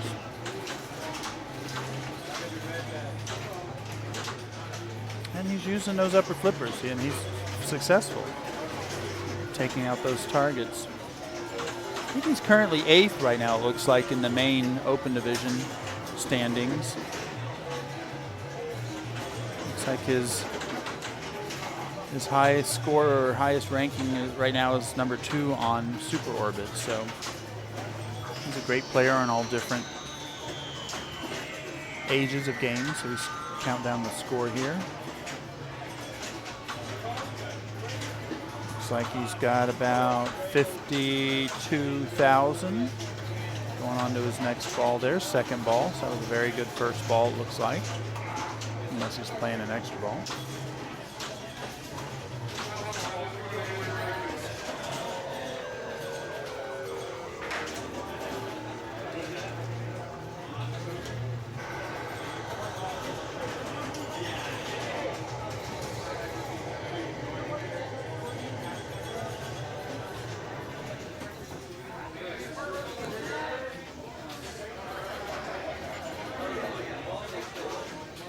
And obviously, it's all about the drop targets. So the more confident you feel about taking them out, you're going to take them out. Of course, when they're all up and you're first throwing the ball up there, yeah, it's just going to randomly take out some stuff. So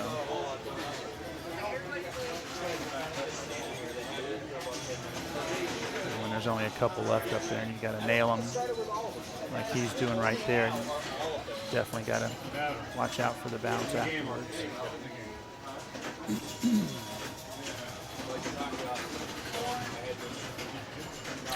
Bad bounce to the out lane there.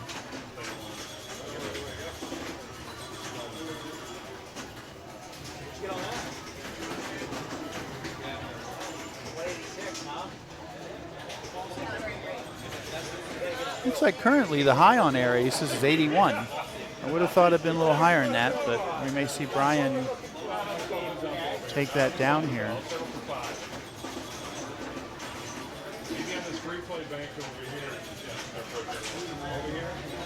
want to see a film.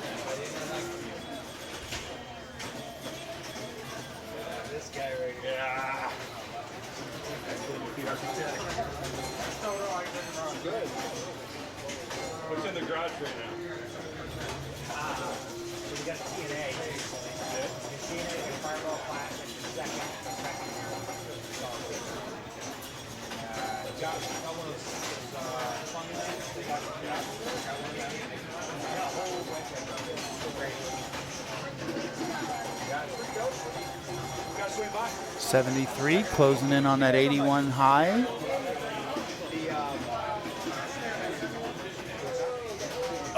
Again, you know that's going to happen when you see that head net angle rolling down. That was technically, he's playing extra ball, going into technically the fourth ball there. Unless that's set for score. 82, looks like he's going to have the new high score for air aces here.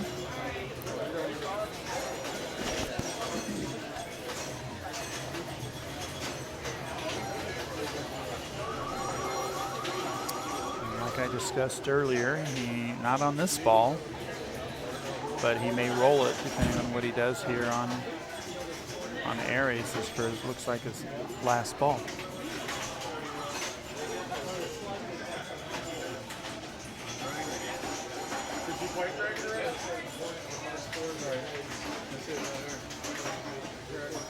And I think he just might have told John Beal standing behind him, Beagle, that you might roll it. So it's just like I said earlier in the night, if you think you're close to rolling the game and you can have somebody eyeball it for you.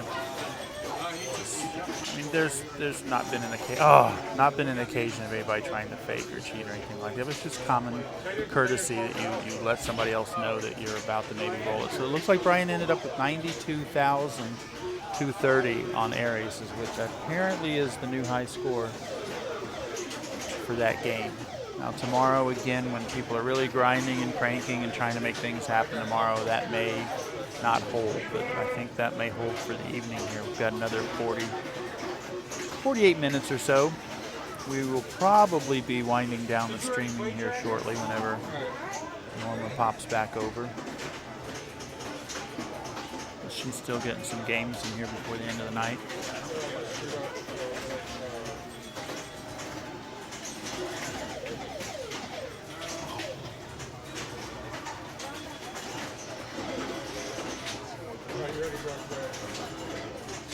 Some of the older games, electromechanicals, they will have a bulb behind a little bit of digit artwork on the back glass. So when you roll that over, 100 light will come on, 100,000 light usually will come on near the player's score. So then it's very obvious that it's 100 and 1,000 and not just 1,000. But apparently, I don't think Air Aces has that. We'll find out if Don Beagle here or anybody else rolls it over.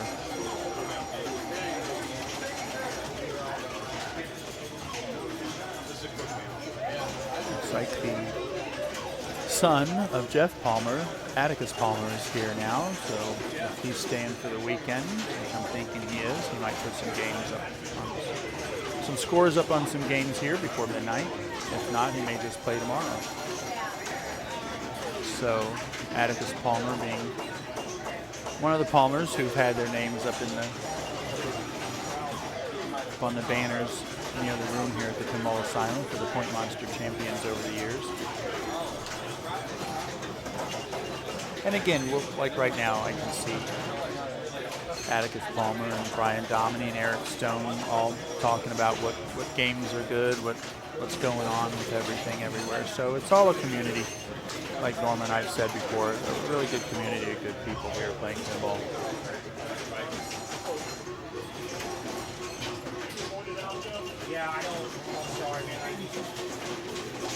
John Beagle not quite getting the score up where he wants yet.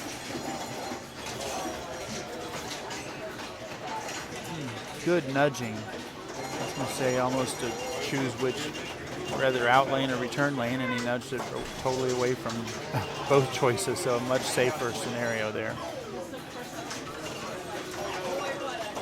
Ooh. Again, once you see that coming down and in a tournament situation with tighter tilts, not much you can do there. All right, SNL. That's a skit. That's a song skit where it's called Dick in the Box. Zap in the Box. Giant wiener. Okay, if you see the skit, you'll instantly. If you've seen the skit and you're a pinball person who knows a little bit about this. Yeah, I think he's probably going to scratch that. 22,000, I know I would. That's the thing, too, when you see the other players, whether it's Brian Dominy or anyone else getting a great score in a game like 92 that he got, I believe, you know that you want to get up there close to that. Yeah, 92,000 he got on air aces. Again, looking at some of the other games right now, Abracadabra. Looks like John Beagle's got the high on that of 104,000 with Gwen Octavia very close second with 104 also. ACDC, Kern High, Joe Gano, 153 million. Air aces, that's the Brian Dominy one there, 92,000. Atlantis, David Paz currently holding the high on that with 69,000. Aztec, far end of the lineup here in the main tournament. Looks like David Paz has got the high on that with $1 million. So that's an EM down there. Aztec is an EM, and David Paz has got $1,305,000 currently. Baywatch, Shannon Stafford, great player, looking at $1 billion, $1 billion on Baywatch. Next highest score on Baywatch, Dan Coyle with 759 million. Fishtails, Dan Coyle's got the high on that, actually, 240 million. Funhouse, Eric Stone with 21 million on Funhouse is the current high. Harlem Globetrotters, Chris Henry, 1 million. Wow. There's, we were talking about earlier about rolling that game there. He rolled Harlem Globetrotters past that 999 mark into the million. 1,021,000 on Harlem Globetrotters, which is a massive score. Next highest score on Globetrotters is Sebastian Babbia with 784. Meteor, Eric Stone with 1 million, great score. 1,279,000. I think that's a game that's been modified to have that extra digit, that extra million digit actually. We may talk to the guy that did that for that game probably tomorrow, hopefully. Munsters, 131 million. Eric Stone got the high on that. And Super Orbit, Jeff Palmer holding the high currently with 1,413,000 on Super Orbit. Classics, let's see what the standings are. Actually, Kirby Rinks over there holding the current #1 position on Classics. #1 on Matahari, #1 on Disco. That's where you get those 100 points for that game in your ranking there. Jeffrey Cleary at #2 in Classics right now.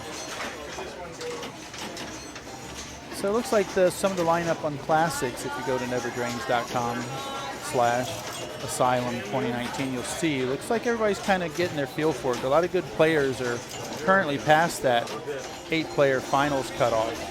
But I think tomorrow they're going to be grinding on a little more, and like I said, and getting some scores in there. So interesting to see and follow all this. It's really neat. And sometimes surprises happen. The people you think will finish and qualify sometimes don't. And people come out of nowhere and have great days and great games, and that's the exciting wow factor of it too, just as much. Like John Beagle's back on Air Aces here. This will probably be the game we leave the streaming rig on. So we'll shut it off here in a little bit.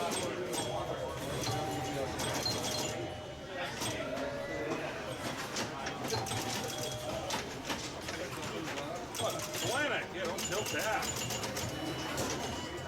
What a clinic you're putting on over here.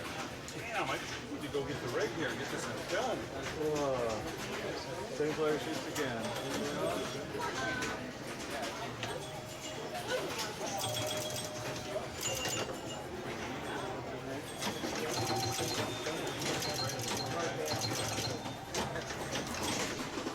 And here's Norma back. You want to hang out with me for a minute? You want to wrap this up for the night, maybe? Let's wrap it up. Let's maybe say goodnight. Cool. You had some good games out there. How'd you do?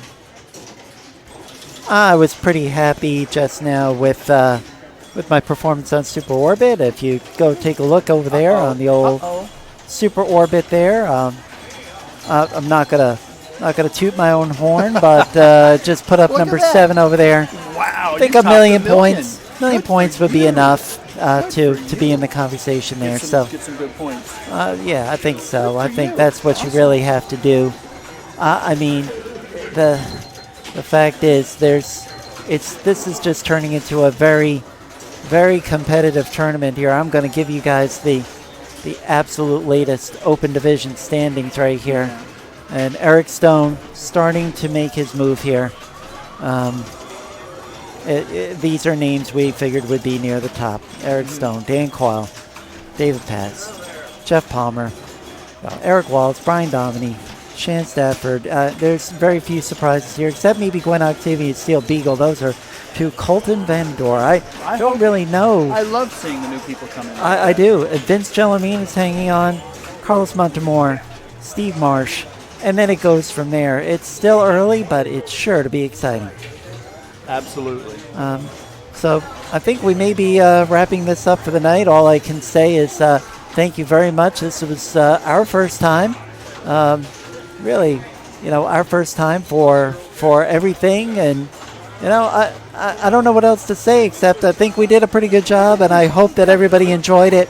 And I'm excited to see you tomorrow. Tomorrow morning, we will see you probably late morning, around 11 o'clock time frame. Maybe a little And sooner. we'll go as long as we possibly can for day 2. We'll also be carrying those Classics finals tomorrow. So everyone, have a great night, and thanks for joining us here at the Poi Monsters Championship.